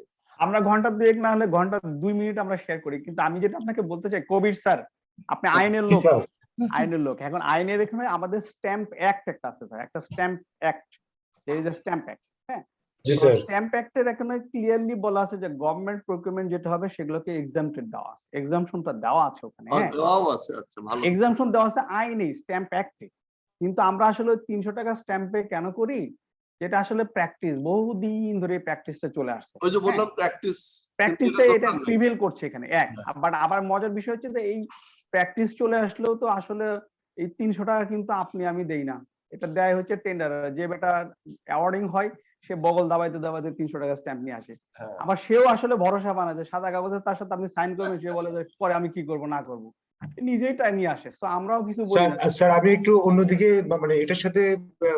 হয়তো মিলবে কিনা আমি জানি না, সেটা হচ্ছে যে অনেক সময় আমরা অনেক কিছুই এই 300 টাকা 100 টাকা 200 টাকার স্টাম্পে সই করি, কিন্তু কোর্ট কিন্তু সবসময় মানে আপনি যখন কোর্টে মামলা আকারে যাবেন তখন কিন্তু সবসময় এগুলি ভ্যালিডিটি থাকে না। এই জন্য আমি মামুন স্যারকে রেফার করছি যে কোর্টের দৃষ্টিকোণ থেকে বা লয়ের দৃষ্টিকোণ থেকে আসলে এইভাবে কন্ট্রাক্ট যে আমরা সাইন করি এটা আসলে কতটা ভ্যালিড এই জায়গাটাই।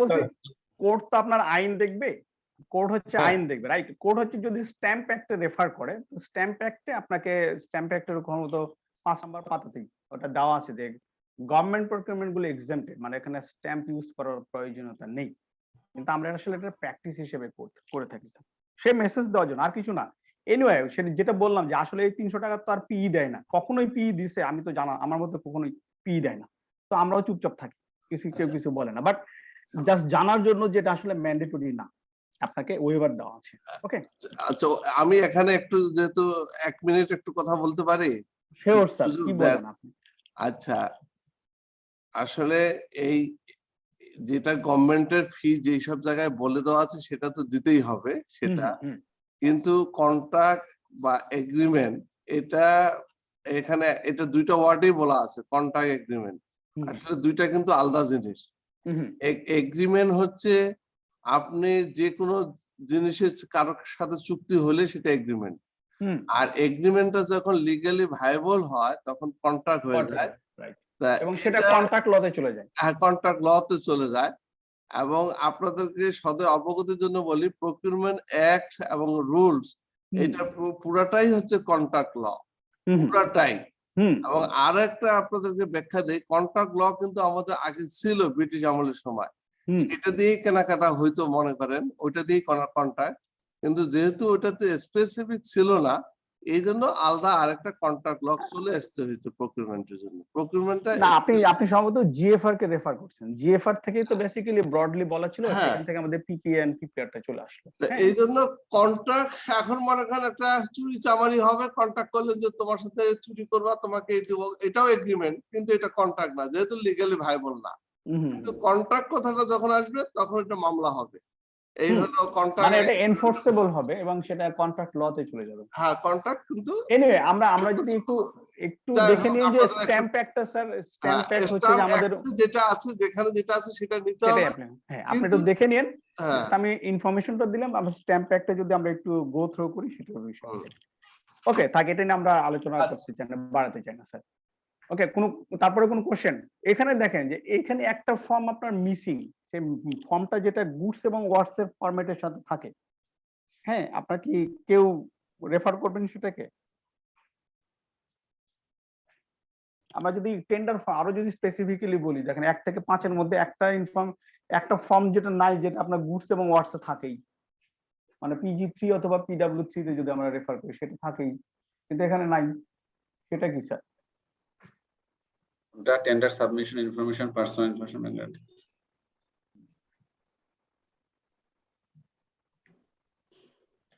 কোশ্চেন না, বলেন। মেমোরি থেকে স্যার।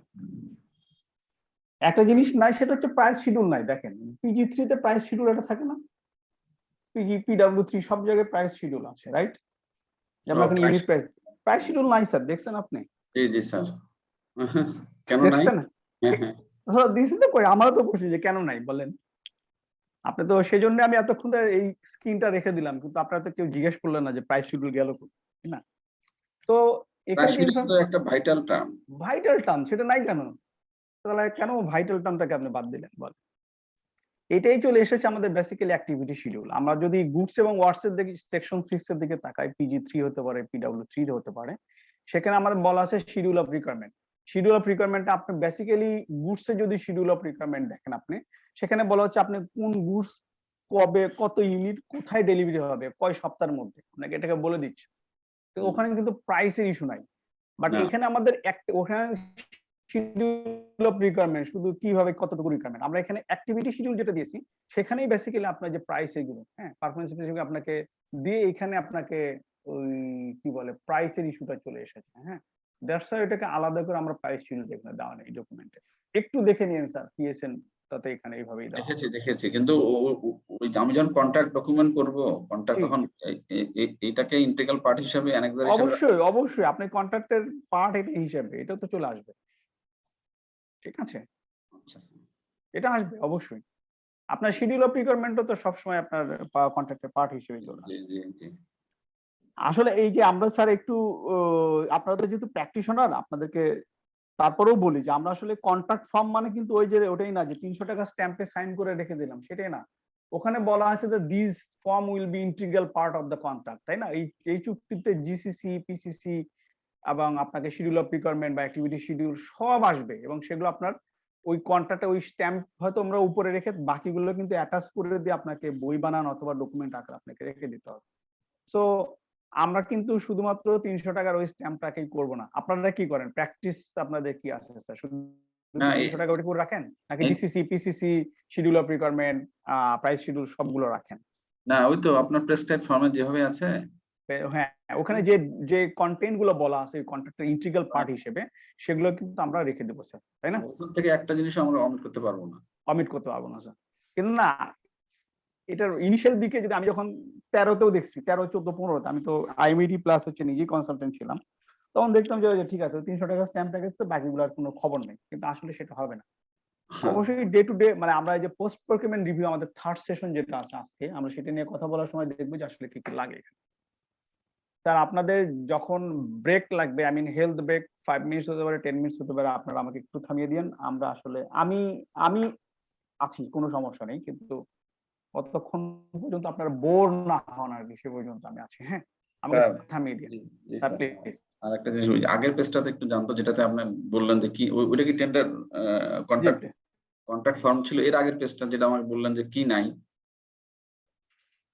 বললেন যে অ্যাক্টিভিটি শিডিউলটা নাই। এটাই সেই সিট আছে, দেখেন আপনি দেখতে পাচ্ছেন, এটাই কন্ট্রাক্ট প্রাইস শিডিউলটা নাই, তাই বলছিলাম আমি। না, সেটা ঠিক আছে, এটাই contract form, contract agreement PSN 7 যেটা দেখেন। ও তাহলে কন্ট্রাক্ট কন্ট্রাক্ট ফর্ম কোথায়?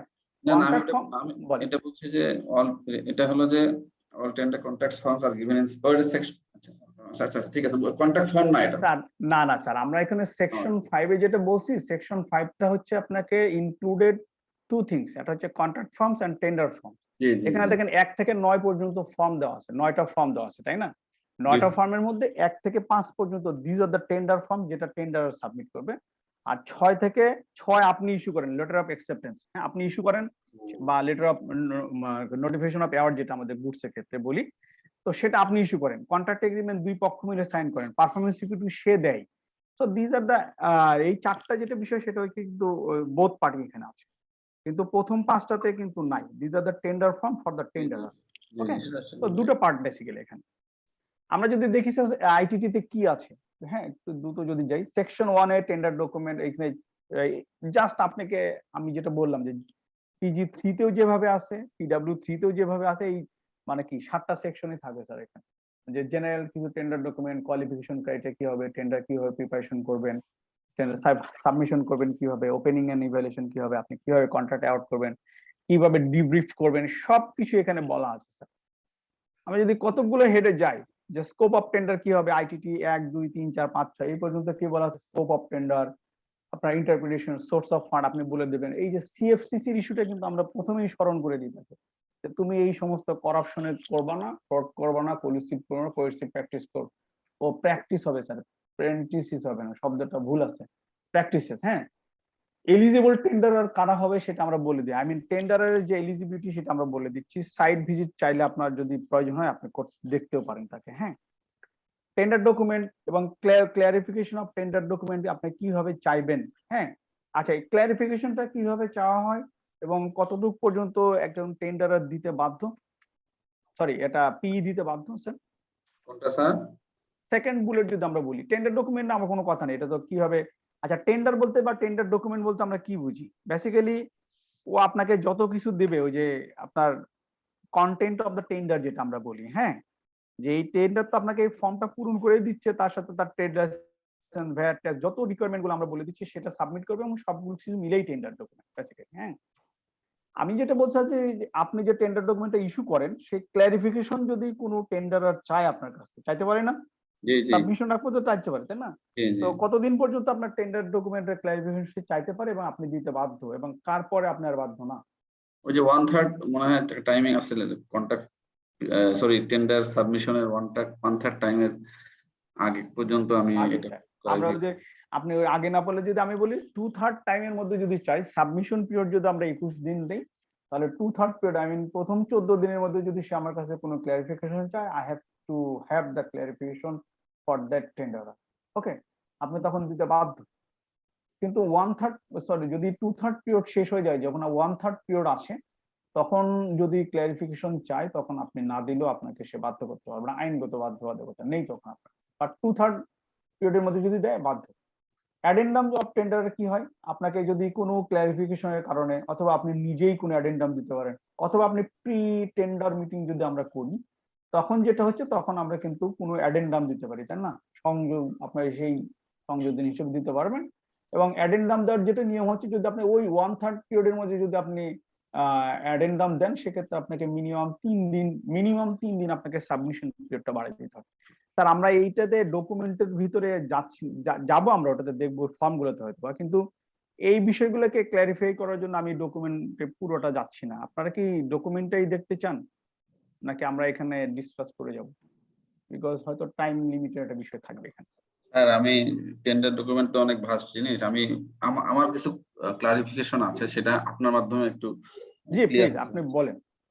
সেটা হয়েছে যে ওই টেন্ডার ডকুমেন্টের আইটিটি তে আমরা ওই জিনিসটাতে যেতে চাই, যে আমরা টেন্ডারকে আসলে পারচেজ প্রকিউরমেন্ট মানে পারচেজ প্রক্রিয়াটা আপনি নিশ্চয়ই জানেন, আমরাও বুঝতেছি, সহজ মানে এটা বুঝলে সহজ, না বুঝলে জটিল, কিন্তু আচ্ছা এখন আপনাকে বলি স্যার, তাহলে আপনার যে বিষয়টা হচ্ছে সেটা হচ্ছে যে, এখন যদি আপনি আমাদের সিপিটির ওয়েবসাইটে যান, আপনি যে জটিলতার কথা হলো বলছেন, এখন আমরা একটা তো আমরা যেটা করছি, এই ডকুমেন্ট গুলোকে বাংলায় ট্রান্সফর্ম করছি, মানে ফেজ বাই ফেজ। আপনি যদি আমাদের সিপিটির ওয়েবসাইটে যান, তাহলে আপনি দেখবেন অলরেডি 3টা ডকুমেন্ট আছে আমাদের, আমরা সেটা দিয়েছি, আপনাদের কমেন্টসও দিতে পারেন, আমরা ওটা অবশ্য লিগ্যালের জন্য, ভেটিং এর জন্য পাঠাইছি। হ্যাঁ, সো হোপফুলি যে আমরা এটাগুলোকে বাংলাতেও ট্রান্সফর্ম করব, হ্যাঁ।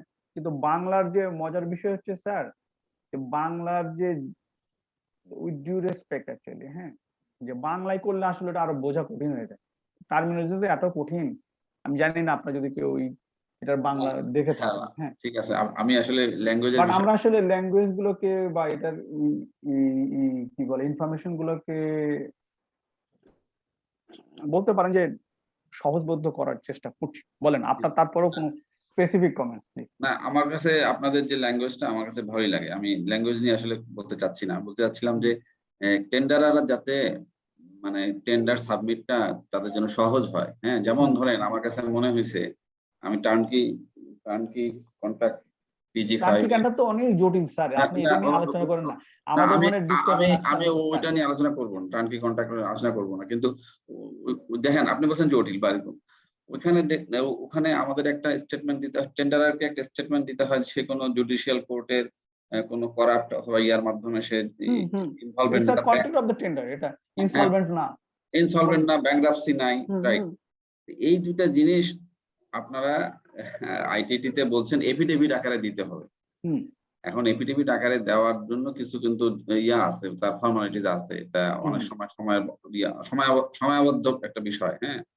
এটাকে আপনার ওই কথাটাই আমি বলি, যেহেতু আপনারা নিজেরাই বলতেছেন যে এই যে এটা টেন্ডার ডকুমেন্টটা সরি কন্ট্রাক্টটা জুডিশিয়াল নন জুডিশিয়াল স্ট্যাম্পে নেওয়া হয় কেন বা এরকম একটা, হ্যাঁ, এটাকে মানে এটা আমার কথা যে এই এফিডেভিট ওই যে এফিডেভিট দেওয়া মানে তো জুডিশিয়াল স্ট্যাম্পে চলে যাও। আপনারা কিন্তু চাচ্ছেন যে মানে আপনারা চাচ্ছেন মানে আমরা চাচ্ছি আপনারা এই ডকুমেন্টে রেখেছেন বলে। এটা আমার মনে হয় যে এফিডেভিটটা টেন্ডারকে একটু ইয়া করে, কারণ যখন সে না দেয় তার সবকিছু ওকে আছে, বুঝছেন, সেটা তখন আমাদের জন্য একটু কঠিন হয়ে যায় যে এফিডেভিটটা দিছে অথচ সে এখানে ইয়া করে, পরবর্তীতে এটা নিয়ে কোনো জটিলতা হলে আমার পি হিসাবে আমি কি রেসপন্স করব স্যার? না ঠিক আছে, আপনার কনসার্নটা বিষয়টা নোটেবল, এটাকে আমি আপনাকে এই মুহূর্তে সমাধান দিচ্ছি না। Let me talk to my office, আমার ডিজি স্যার বা আমার ডিরেক্টর রুলস যিনি দেখেন, আমি তো কাজ করি ওনার সঙ্গে, দেখি আমরা এটাকে অন্যভাবে বা এটাকে মানে ওয়ার্ডিংটাকে চেঞ্জ করা যায় কিনা, আমরা এটাকে চিন্তা করবো স্যার। ঠিক আছে, জি স্যার, জি sir, thank you. Okay, so qualification criteria আমরা জানি যে জেনারেল ক্রাইটেরিয়া কিছু থাকে, কিছু এক্সপেরিয়েন্স ক্রাইটেরিয়া থাকবে, আপনার ফাইন্যান্সিয়াল ক্রাইটেরিয়া থাকে, পার্সোনাল ক্যাপাসিটি থাকবে, equipment capacity, joint venture, consortium, sub contractor. এই সাব কন্ট্রাক্টর আপনাকে আগেই বলে দিতে হবে, জয়েন্ট ভেঞ্চারে যদি করতে চান সেটা আপনাকে বলতে হবে। এই বিষয়গুলো স্যার আমরা যে আইটিটি 10 থেকে 16 পর্যন্ত আমরা এখানে বলেছি, আমরা দেখছি না ওটাতে।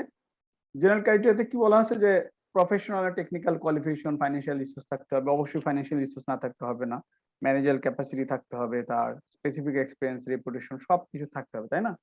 যে স্পেসিফিক আচ্ছা জেনারেল এক্সপেরিয়েন্স আপনারা কোথা থেকে কাউন্ট করেন? নরমালি আমাদের যে জেনারেল এক্সপেরিয়েন্সের কথা বলছি এন্ড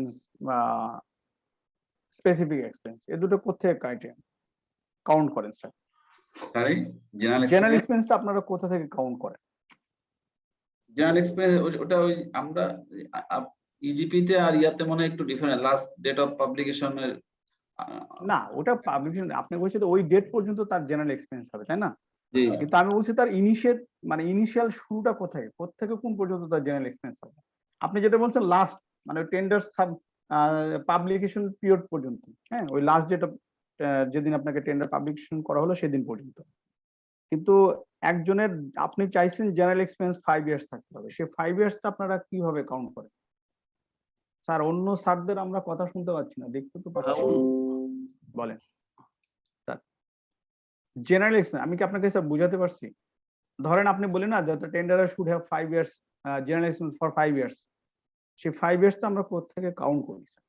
আচ্ছা আমি বলি, একটা কোম্পানি টেন্ডারার তার 2010 সাল থেকে তার জেনারেল এক্সপেরিয়েন্স মানে শেষ ভ্যারাইটি কাজ করছে, হ্যাঁ, আর আমি যে ইন্টেন্ডেড প্রোডাক্টের জন্য টেন্ডার করছি সেটার জন্য সে 2013 সাল থেকে করতেছে।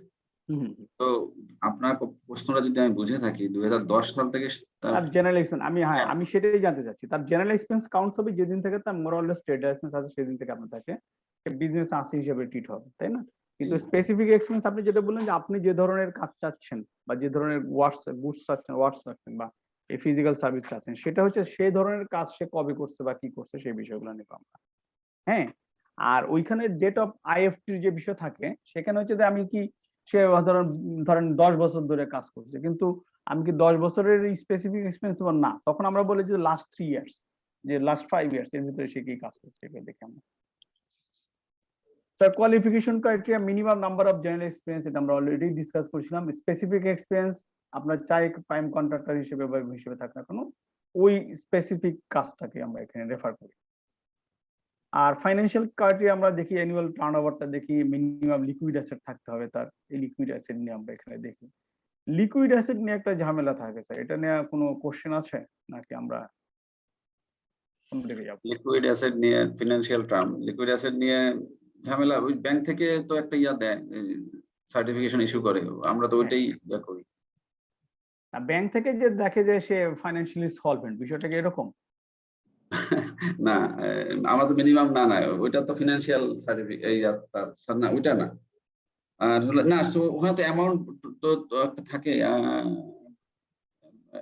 ক্যাপিটাল ইয়াতে ব্যালেন্স শিটে লিকুইড অ্যাসেট। হ্যাঁ, বেসিক্যালি এখানে বলছে যে ওয়ার্কিং লিকুইড অ্যাসেট আপনাকে থাকতে হবে, মানে তার কাজগুলো যেন সেই কাজটাকে উঠাতে পারে। ওয়ার্কিং ক্যাপিটাল, হ্যাঁ, অথবা আপনাকে ব্যাংক গ্যারান্টি যদি দেয় দেন ইউ আর সেফ, যে আপনাকে sorry bank guarantee bank credit commitment যেটা, সেটা দিলে আপনাকে সেফ। কিন্তু যে ক্যাশ কিন্তু is a part of liquid asset, of course it's liquid, কিন্তু এখানে ওয়ার্কিং ক্যাপিটাল লাগবে। আমাদের ওয়ার্কিং ক্যাপিটালের পার্ট হচ্ছে ক্যাশ, কিন্তু ক্যাশ কিন্তু ইটস ভেরি ভোলাটাইল, এটাকে অ্যাসেস করাটা ইটস টাফ হয়ে যায়। সেক্ষেত্রে আপনাকে কেয়ারফুলি একটু জাজ করতে হবে যেটা আমরা কতটুকু কি করবো। হ্যাঁ, আচ্ছা, ক্যাশ ফ্লো স্টেটমেন্টে থাকলে তো আপনি তো তার যদি আপনাকে ব্যালেন্স শিট দেয় তাহলে তো আপনি পুরো ফিগারটাই তার বা পিকচারটাই চলে আসছে। হ্যাঁ, এটা কোনো বিষয় না।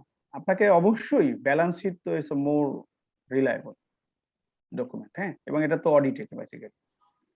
আমরা স্যার আসি যে পিএসএন বা আপনারা যদি পিএসএন ইউজ করেন বা আউটসোর্সিং অথবা ফিজিক্যাল সার্ভিস নেই, এখানে জয়েন্ট ভেঞ্চার হয় না।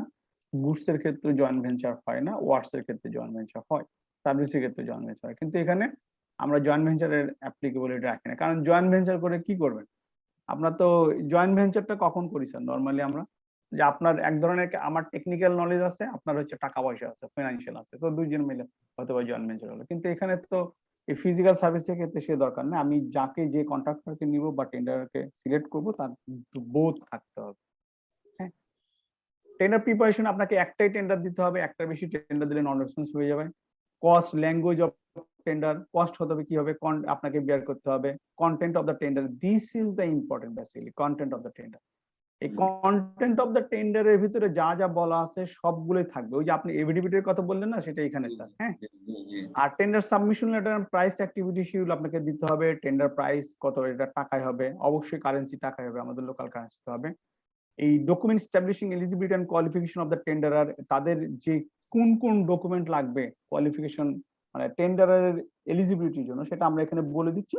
সেই ডকুমেন্ট গুলো তাকে অবশ্যই দিতে হবে এখানে। হ্যাঁ, validity period of the tenderer, tender validity পিরিয়ডটা নরমালি স্যার 60 to 120 ডেজ হয়, আপনাকে সেইভাবে ফিক্স করতে হবে। বাট এখানে ভ্যালিডিটি পিরিয়ডের বিশেষত্ব কি স্যার, আপনার জন্য একটা শর্ত থাকে, টেন্ডারের জন্য আরেকটা কন্ডিশন থাকে স্যার, এটা একটু মনে আছে? মানে ভ্যালিডিটি পিরিয়ডের যে ইম্পর্টেন্সটা। স্যার কি বলছেন ভ্যালিডিটি পিরিয়ডের? এই যে ভ্যালিডিটি পিরিয়ড অফ টেন্ডার আমরা ইউজুয়ালি ফিক্স করি 60 to 120 ডেজ, তাই না? জি। এর ভিতরে আপনার রেসপন্সিবিলিটি কি, টেন্ডারের রেসপন্সিবিলিটি কি? আমার রেসপন্সিবিলিটি ইভ্যালুয়েশন করে এই নোয়া ইস্যু করা। আর টেন্ডারের রেসপন্সিবিলিটি হচ্ছে যে এই পিরিয়ডের মধ্যে যদি তাকে টেন্ডার অ্যাওয়ার্ড করা হয় সেটা নিতে বাধ্য। যদি না নেয়, তার যদি না অ্যাকসেপ্ট করে, আপনার নোয়া ইস্যু করলেন, সেটা অ্যাকসেপ্ট করলো না, তখন তার টেন্ডার সিকিউরিটি ফরফিট হয়ে যায়। তাই তো? তাহলে আমি যদি একটু সাম আপ করি, তাহলে আমি আমার 90 দিন ছিল, 90 দিনের মধ্যে আমি মানে এটা সাকসেসফুলি তাকে আমি একটা নোয়া ইস্যু করলাম। হ্যাঁ, এখন সে যে রিসিপ্ট অফ নোয়া, হ্যাঁ, এই অ্যাকনোলেজমেন্টটা সে দিবে, এটাও কি 90 দিনের মধ্যে হতে হবে?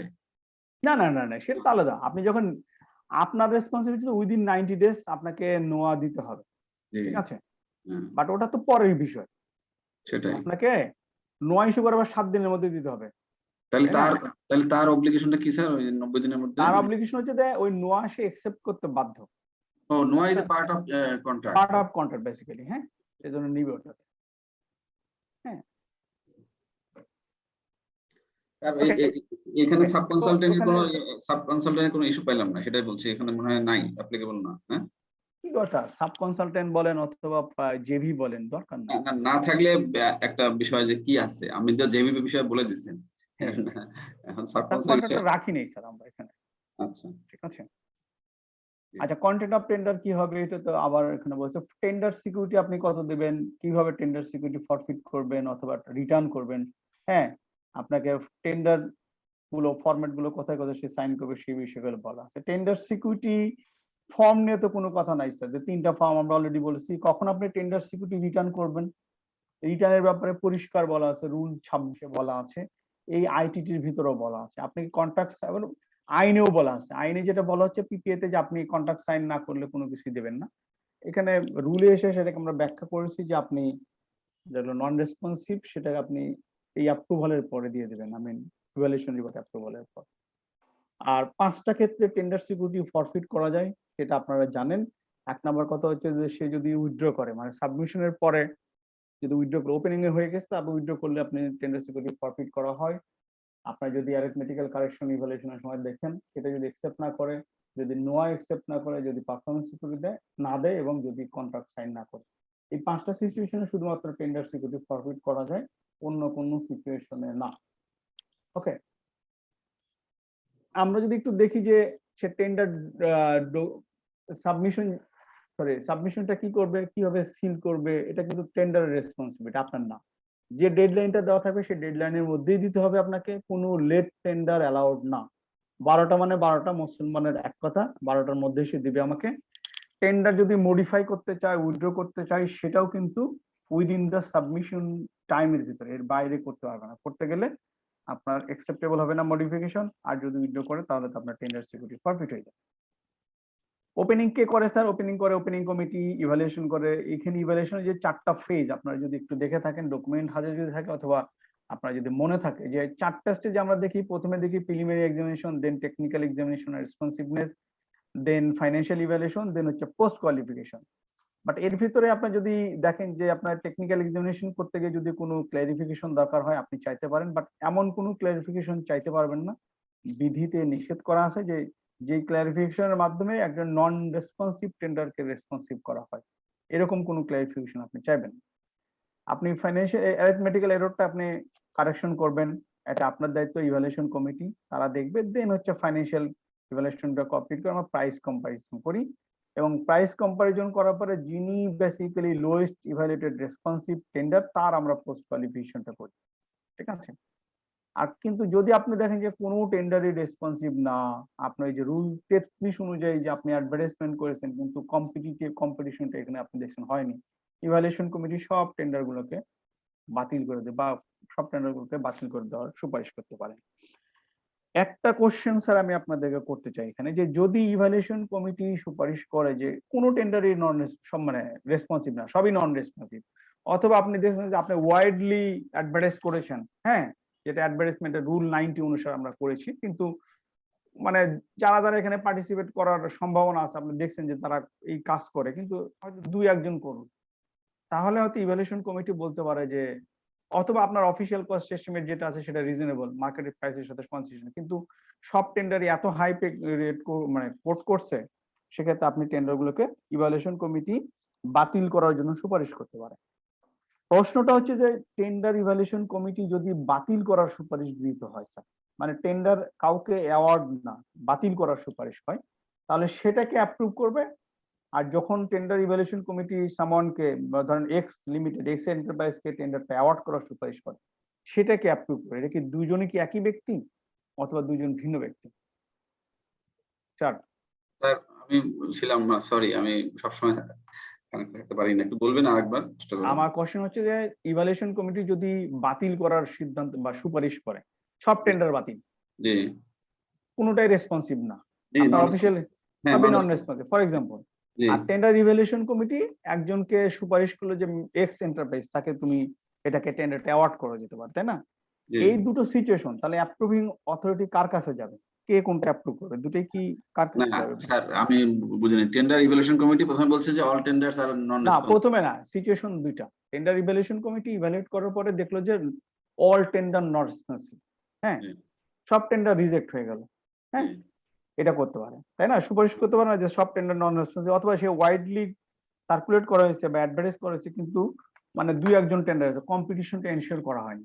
ধরেন আরো সিচুয়েশন আছে, 33-এ বলা আছে, জি। তারা সুপারিশ করলো যে এটাকে এই টেন্ডার প্রসেসটাকে বাতিল করা হোক, বাতিল করে জি। রিটেন্ডার করা হোক, রাইট? রিটেন্ডার কি বলতে পারে? বলতে পারে না। বলুক বা যেটা প্রসেসটাকে সে বাতিল করার জন্য বলছে, জি, হ্যাঁ, জি sir. P may go for retender, এটা বললে খুব বেশি অসুবিধা হবে না স্যার, আচ্ছা। কারণ তাকে তো পি কে তো কিনতেই হবে আলটিমেটলি। তারা সুপারিশ করুক আর না করুক, পি কে তো আলটিমেটলি টেন্ডার রিটেন্ডারে নিয়ে যেতেই হবে, তাই না?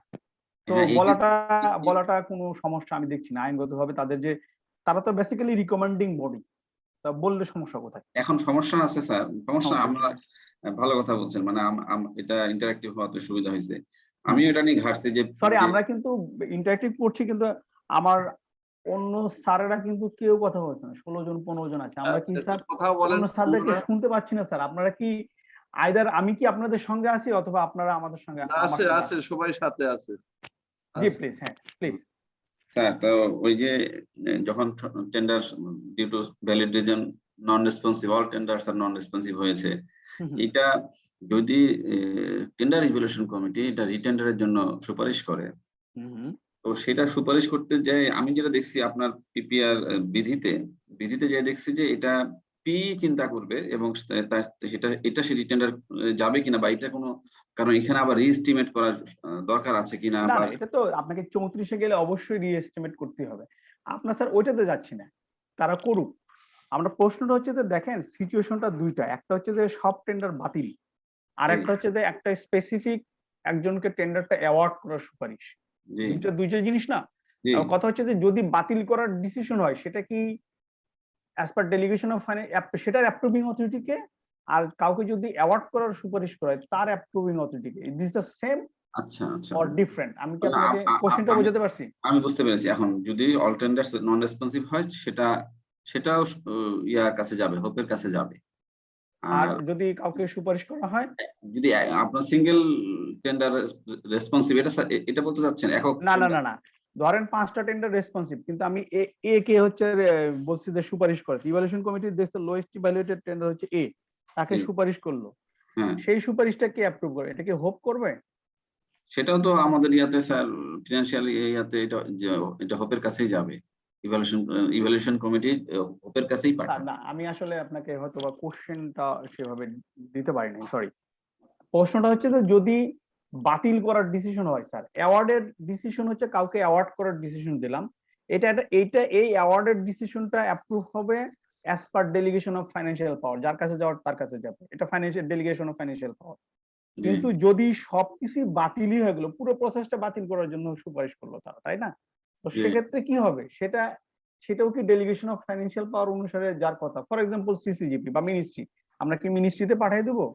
না, এটার দরকার নাই স্যার। এই বাতিলের যে বিষয়টা আপনি যদি দেখেন 33-এ তো বাতিলের বিষয় আছে, রিজেকশন অফ অল টেন্ডার, সেখানে কিন্তু বলা হচ্ছে হোপের অনুমোদন হবে, because this is administrative issue, not the financial issues. এখানে কিন্তু ফাইন্যান্সিয়াল কোনো ইস্যুস নাই স্যার। কাউকে আপনি অ্যাওয়ার্ড করার জন্য বলছেন না, এত টাকা, 100 টাকা, 1000 টাকা, 1 কোটি টাকা দিয়ে সুপারিশ করা হচ্ছে না। তো অ্যাডমিনিস্ট্রেটিভ ইস্যু হলে সেটা চলে যাবে, all administrative issue basically hope or authorize officer কাছে চলে যায়, পিপিআর এ। ঠিক আছে স্যার, আপনার কথা ঠিক আছে, কিন্তু আমাদের যে প্র্যাকটিস, আপনার কথাটা ঠিক আছে। না, প্র্যাকটিস স্যার, আপনার প্র্যাকটিস আলাদা হতে পারে। আমরা আসলে ওই যে বললাম না, প্র্যাকটিস নিয়ে তো আমরা কি বলে কন্ট্রাক্ট সাইনিং নিয়েও কথা বললাম, হ্যাঁ, কিন্তু আপনাকে আমি ইনফরমেশনটা দিতে চাই, রুল 33টা একটু যদি দেখেন। ঠিক আছে, এবং ইজিপি তে কিন্তু আপনার এই রিটেন্ডার ইয়েটা আমিও একটা করেছি, ওটা কিন্তু ওই জাস্ট ওই হোপ পর্যন্তই যায়, অবশ্য রাইট, এটার উপরে ওটা হোপ পর্যন্ত যাবে স্যার, এটা অ্যাডমিনিস্ট্রেটিভ ইজিপি, তো ইজিপি গাইডলাইন চলে, ওটা নিয়ে administrative issue sir.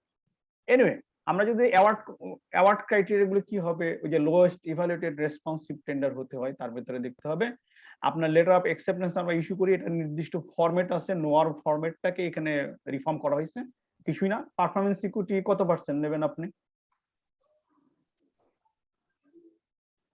Performance equity নেন না? ফিজিক্যাল সার্ভিস অথবা নন কনসালটেন্সি আমরা 10% স্যার, 10%। 10% স্যার, জি স্যার 10% নিয়ে আমরা এই ভ্যালিডিটি স্যার, এই যে দেখেন এই সম্ভবত যে স্যার বলছিলেন আমার গ্যাস কোম্পানি সৌরভ স্যার, তাই তো?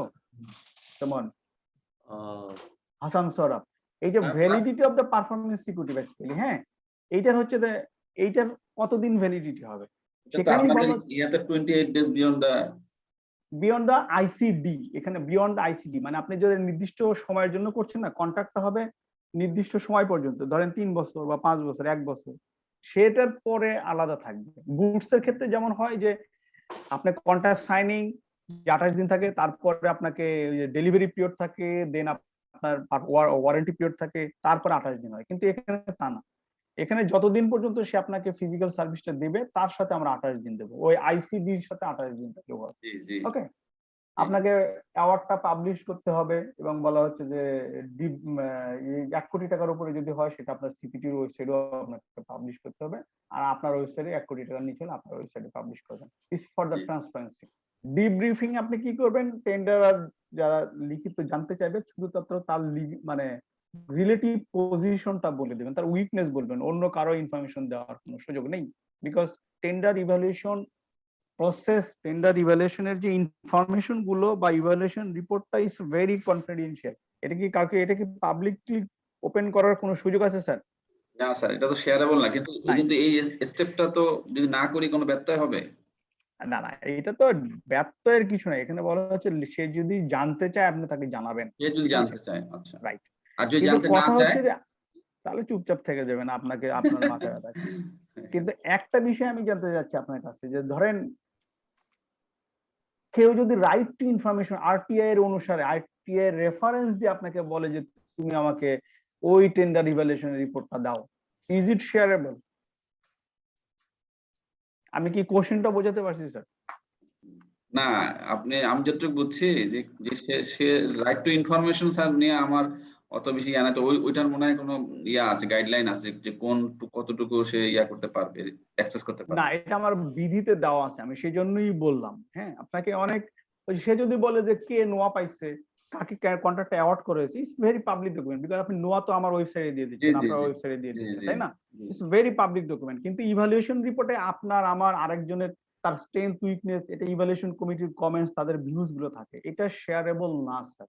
রাইট টু ইনফরমেশন অ্যাক্ট দিয়েও যদি আপনাকে দেয়, নো শেয়ারেবল, বিকজ আপনাকে এটার আপনি কেন শেয়ার করবেন না? It's a confidential issue. হ্যাঁ, আপনি যদি বিধি 44-এ যান, 44-এর 2-এর চ-তে যেটা বলা আছে যে আপনি প্রাপ্ত দরপত্র, কোটেশন বা প্রস্তাব মূল্যায়ন সংক্রান্ত সারসংক্ষেপ ব্যতীত উক্ত দরপত্র, কোটেশন বা প্রস্তাব পরীক্ষা ও মূল্যায়ন এবং ওর বিষয়বস্তু সংক্রান্ত কোনো কিছু তথ্য আপনাকে প্রকাশ করা যাইবে না। ঠিক আছে, এটা দিলে তো মানে আপনার বিজনেস ইস্যু তো ওখানে চলে আসবে, আপনাকে আমি যেভাবে আরেকজনকে ইভালুয়েট করছি সেই জন্য এটা দেওয়ার দরকার নেই। জি বাট ডিব্রিফিং এ মেইনলি আমাদের যে মোদ্দা কথা সেটা হচ্ছে স্যার, যে তার উইকনেসটা বলে দিতে পারবেন যে তোমার এই সমস্যা ছিল, আছে, বা তার এটা স্ট্রেংথ এটা, আর তার রিলেটিভ পজিশনটা বলে দেবেন। জি তার হ্যাঁ। টেন্ডার ডাটা শিটে স্যার আমরা আসি, যে টেন্ডার ডাটা শিট তো স্পেসিফিক্যালি ওভাবে পূরণ করতে আমরা আইটিটির সাথে ক্লোজ গুলো মেলানো আছে, এটা আপনাকে কিভাবে করবেন সব আমরা এখানে বলে দিয়েছি, আমরা এটাতে যাচ্ছি না। আইটিটি টিডিএসটাকে আলাদা করে দেখানো হয়নি ইচ্ছা করে, যে যেহেতু আইটিটি কেই আমরা ব্যাখ্যা করেছি, আইটিটি অনুসারে আপনি এখানে দিতে পারবেন। যেমন টেন্ডার সিকিউরিটির ওখানে শুধু tender security as specified in the TDS বলা আছে, কারণ টেন্ডার সিকিউরিটির পরিমাণ কত সেটা আপনি নির্ধারণ করবেন, সেটা টিডিএস এ লিখে দেবেন। জিসিসি তে আমরা কিছু ডেফিনেশন দিয়েছি, নন কনসাল্টিং সার্ভিসের সাথে কিছু পার্টি মিন, সার্ভিস মিন, সব আমরা বলেছি এখানে। হ্যাঁ, এখানে গভর্নিং ল্যাঙ্গুয়েজ কি হবে, অবশ্যই কি হবে, shall be in English, all correspondence অবশ্যই বাংলাতে হবে। এখানে আমরা স্যার ট্যাক্স ডিউটিস এগুলো কারা দেবে এটা তো আপনারা জানেন, এটা service provider shall enter responsible, সোর্সের মধ্যে যেমন থাকে দিয়ে দেবে এখানে। আর এটা আমরা যাচ্ছি না sir. Modification, verification, service to alter, amend, এটা তো আপনার লাগতেই পারে কন্ট্রাক্ট পিরিয়ডের ভিতরে যদি আপনার চুক্তিতে হয়, এটা কিন্তু আমরা চুক্তির অংশ পড়ছি, জিসিসি তো পার্ট অফ কন্ট্রাক্ট, আপনাকে কনসিডারেশন করে আপনাকে ভেরিফিকেশন বা ভেরিফিকেশন নিয়ে আসতে হয় এখানে। সার্ভিস প্রোভাইডার যারা দিবে তাদের পার্সোনাল কি ইনফরমেশন থাকবে আমরা এখানে দিব। দেন আমরা এখানে চলে আসবে যে অব্লিগেশন, কার কি অব্লিগেশন, আপনার অব্লিগেশন আছে, সার্ভিস প্রোভাইডারের অব্লিগেশন আছে, সব যেমন 19 থেকে 34 পর্যন্ত সার্ভিস প্রোভাইডারের অব্লিগেশন গুলো বলা আছে এখানে। দেন এমপ্লয়ারের অব্লিগেশন কি, মানে আপনার আমার অব্লিগেশন কি, সেই কাজ সুষ্ঠুভাবে ঠিকভাবে অ্যাজ পার রিকোয়ারমেন্ট সে যদি সাবমিট করে আপনাকে ওই যে ডান হাতে বাম পাশে যে দেখছেন সেটা তাকে টাকা দিয়ে দিতে হবে। কিন্তু টাকাটা কোন হাতে দেওয়া হয়েছে স্যার? বাম হাতে, তাই না? মানে বাম হাতের কারবার বললে তো আবার বলেন না, হ্যাঁ ডান হাত দেখানো উচিত ছিল। আচ্ছা আমাদের ওটা মনে হয় চেঞ্জ করে দেবো, বাম হাত দিলে কি রকম লাগে না। এনিওয়ে, পেমেন্ট ও সার্ভিস প্রোডাক্ট আপনাকে দিয়ে দেবেন, শেষ করে দিলে আপনার এখানে পিসিসি জিসিসির আলোকে হবে স্যার। আমরা এটাকে বলেছি কন্ট্রাক্ট ফর্মস, এটা আমরা অলরেডি ডিসকাস করেছি যে নটা ফর্ম আছে, 5টা টেন্ডার ফর্ম, বাকি 4টা হচ্ছে কন্ট্রাক্ট ফর্মস। অ্যাক্টিভিটি শিডিউলে আপনি এখানে বলে দিচ্ছেন যে আইটেম যেগুলো রিকোয়ার করবে সব আপনি বলে দেবেন। আমরা এটাকে অ্যাক্টিভিটি শিডিউলটা এখানে, অ্যাক্টিভিটি শিডিউলটাতে একটু যেতে চাই, আপনারা যদি পারমিট করেন আমরা ওটাতে ফিরে আসবো। হ্যাঁ, পারফরমেন্স স্পেসিফিকেশন এন্ড ড্রয়িংস এ যেটা আছে সেটা আমরা এখানে বলে দিচ্ছি। এই বেসিক্যালি 4টা যে অ্যাপেন্ডিক্স আছে, ডেসক্রিপশন অফ দ্য সার্ভিস, এখানে পারফরমেন্স স্পেসিফিকেশন, আপনাকে ব্যাকগ্রাউন্ড পারপাস, এখানে কিন্তু আপনাকে এই লিবার্টিটা কিন্তু আপনাকে শুধু গাইডেন্স হিসেবে দেয়। This is about just a framework, it can suitably change as per type of the service required to be availed by the P and provided by the service provider. So আমরা এখানে একটা guideline দিয়েছি অথবা একটা framework দেওয়া হচ্ছে, আপনি আপনার মতো করে এখানে কাস্টমাইজ করবেন, আপনার লেখাতে লিখবেন। এটা আসলে এত বেশি ভেরিয়েবল যেটা একটা স্ট্যান্ডার্ড ফরম্যাট ছাড়া আর কিছুই দেওয়ার মতন ছিল না, বিকজ আপনার যে রিকোয়ারমেন্ট সেটা আরেকজনের সেরকম রিকোয়ারমেন্ট না, মানে এটা procurement entity or procurement specific হয়ে যায়। সেই জন্য একটা গাইডলাইন বা ফ্রেমওয়ার্ক দেওয়া আছে, আপনি এইভাবে করবেন। স্যার এখানে ব্যাকগ্রাউন্ড দেওয়া থাকে, পারপাস দেওয়া থাকে, কি কি এরিয়া, ডিটেল, ডে, টাইম সবই এখানে বলা হচ্ছে। এখানে আমরা যদি একটু দেখি পারফরমেন্স মনিটরিং এ যাব না, অ্যাপেন্ডিক্সে দেখেন detail description of service to be provided, date of for completion of various task, place of performance, হ্যাঁ এই বিষয়গুলো থাকবে। শিডিউল অফ পেমেন্ট, পেমেন্ট শিডিউলটা কি হবে, যেটা আমরা সার্ভিসের ক্ষেত্রে দেখি। কাইন্ড অফ এটা কি এই ডকুমেন্টটাকে কাইন্ড অফ ব্লেন্ডিং করা হয়েছে, বিকজ সার্ভিসের ক্ষেত্রে আপনারা জানেন যে আমরা যখন পেমেন্টটা করি তখন অ্যাক্টিভিটি মানে কিছু মাইলস্টোন থাকে, তাই না? যে এতটুকু কাজ করলে তখন আমরা তাকে এত % পেমেন্ট দেবো, সে আমাকে সাবমিট, এই রিপোর্টটা সাবমিট করলে আমি তাকে এত % দেবো। এখানে আমরা শিডিউল অফ পেমেন্টটা দিয়েছি এখানে, হ্যাঁ মাইলস্টোন গুলো বলা থাকে যে কি হবে না হবে, কি পার্সোনাল সব বলা আছে এখানে। ফরম্যাট অফ সিবি, এই সিবির ফরম্যাটটা আপনাকে বলা হচ্ছে আপনি ডেভেলপ করবেন, এটাকে as per P desire making marking criteria আপনি ফিক্স করবেন, যেটা আমাদের সিবির ফরম্যাটটা মেইনলি লাগে আউটসোর্সিং জনবলের ক্ষেত্রে। আর আপনি কি সার্ভিস এন্ড ফ্যাসিলিটিস গুলো প্রোভাইড করবেন সব আপনি বলে দেবেন। তো এই পর্যন্ত স্যার আমরা এখানে থামতে চাই। আপনি যদি অ্যাক্টিভিটি শিডিউল দেখতে চান আমরা সেখানে যেতে চাই, অথবা অথবা যদি কোনো কোশ্চেন থাকে এখানেই। সোফার আমরা স্যার প্রায় 1 ঘন্টা 40 মিনিট আপনাদের সাথে এটা নিয়ে কথা বলেছি। আমরা নেক্সট সেশনের আগে 5 মিনিট অথবা 7 মিনিট ব্রেকে যাব, দেন কোশ্চেন স্যার। 1 নম্বর ইয়া হয়েছে যে ওই যে কথাটা আসছে the above can be customize, যেটা বললেন ওই যে অ্যাবাভ ইনফরমেশনটা জাস্ট এর আগের পেজে বললেন না আমরা কাস্টমাইজ করতে পারি, এটা রাইট। হ্যাঁ তো ওটা তো অ্যাবাভ দেখাচ্ছে না, এটার উপরে পেজটা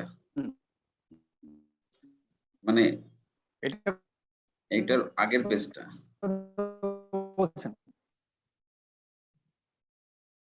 অ্যাপেন্ডিক্স, এই এটা নিচে আছে, এটা নিচে আছে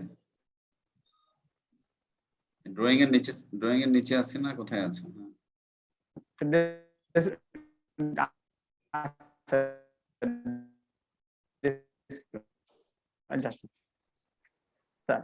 আপনি মনে হয় এটার কথা বলছেন। তো ওই লেখাটা কোথায়, ওই যে আমরা যে এই যে above information can be customised,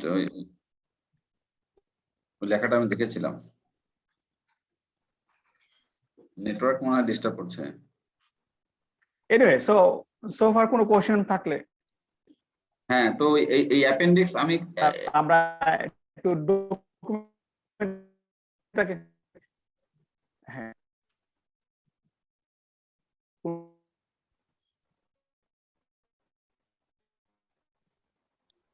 list of all বল, এই যে পেয়েছি, হ্যাঁ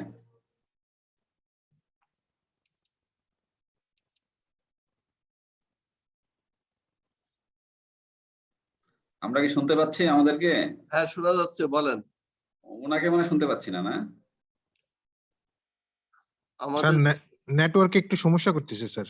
হ্যাঁ, আচ্ছা বলেন, তারপরে আপনার কোশ্চেনটা বলেন, আমরা শুনি সবাই মিলে। আচ্ছা, ওই যে ওইটা বলতেছিলাম যে অ্যাপেন্ডিক্সটাকে, উনি তো অ্যাপেন্ডিক্স এর উপরে কথাটা আছে, তার মানে কি আমি কি অ্যাপেন্ডিক্স কাস্টমাইজ করতে পারবো না?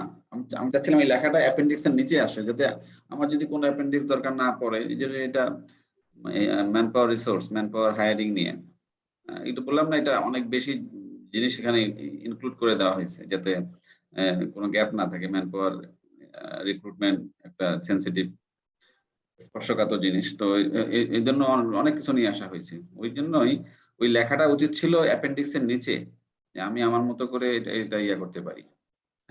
এটাই আমি বলতে চাচ্ছিলাম ওনাকে। এখন এটা উনি- মানে উনি তো লাইনে আছেন তো, ওই আছেন না? ওনাকে দেখা যাচ্ছে তো, মাহফুজুর রহমান। ও সরি, আমার তো মাইক্রোফোন মিউট হয়ে গেছে, আমি তো এতক্ষণ ধরে কথাই বলছি। এনিওয়ে, না আপনার যে অ্যাপেন্ডিক্স যে রিকানেক্ট হওয়ার পরে অ্যাপেন্ডিক্স হয়েছে, হ্যাঁ আমি বলি সেটা হচ্ছে অনেক কিছুই তো দেওয়া আছে। আপনার যে অ্যাপেন্ডিক্স যদি কোনোটা না লাগে, কিন্তু আমরা যেটা বলছি না, ব্ল্যাঙ্ক না রেখে আপনি নট অ্যাপ্লিকেবল লিখে চলে যান, সমস্যা তো নাই। আচ্ছা ওকে, স্যার, অ্যাক্টিভিটি শিডিউলটা দেখা দেন। অ্যাক্টিভিটি শিডিউলে যদি আমরা যেতে চাই, এটাকে আমি ক্লোজ করে দিচ্ছি। অ্যাক্টিভিটি শিডিউলে যদি যেতে চাই, জাস্ট এ মিনিট।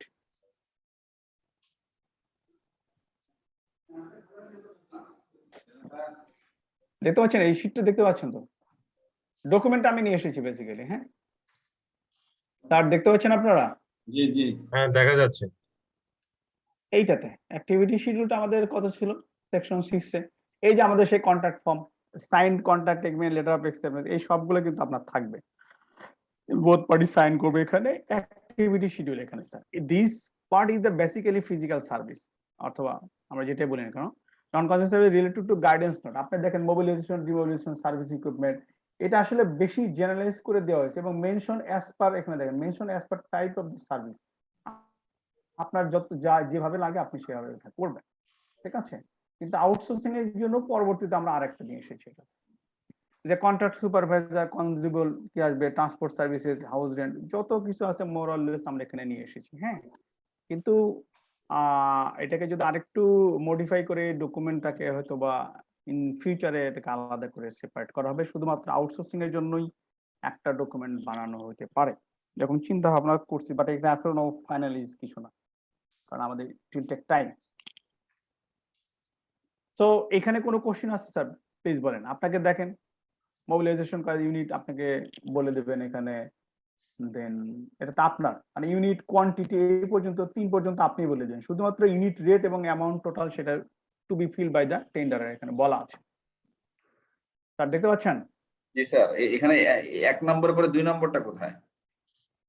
মানে সিরিয়াল নাম্বার 1 লেফট এ, লেফট 2 নাম্বার যে কই, 2 নাম্বার হারায় গেছে basically, this is the 2 basically, হ্যাঁ নেন। আচ্ছা, ওকে, তা পাইছি এবার। খুশি হ্যাঁ খুশি খুশি জি জি, এটা হ্যাঁ খুশি। ওই যে 2 নাম্বার রোতে অনেকগুলো রো ছিল, ওখানে মার্চ করতে গিয়ে ডিলিট হয়ে গেছে, বাট কোথাও চলে গেছে, বাট 2 নাম্বার আছে। আর 2 নাম্বার জিনিস না খুঁজলেও হবে স্যার, তাই না? মোবিলাইজেশন এন্ড ডিমোবিলাইজেশন কস্ট, তারপরে হ্যাঁ হলো সার্ভিস ইকুইপমেন্টের কস্ট, হ্যাঁ, তারপরে আসলে কন্ট্রাক্ট। কন্ট্রাক্ট সুপারভাইজার পার্সন কত মান লাগবে আপনি এখানে নিতে পারেন, ঠিক আছে?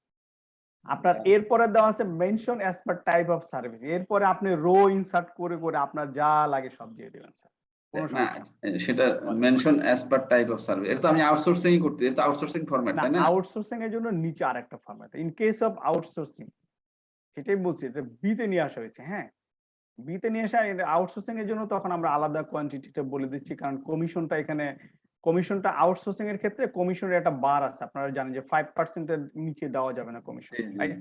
হ্যাঁ, সো দ্যাটস ওয়াই আমরা এখানে table B, this is table B for the outsourcing man power, propose man power জন্য, রাইট?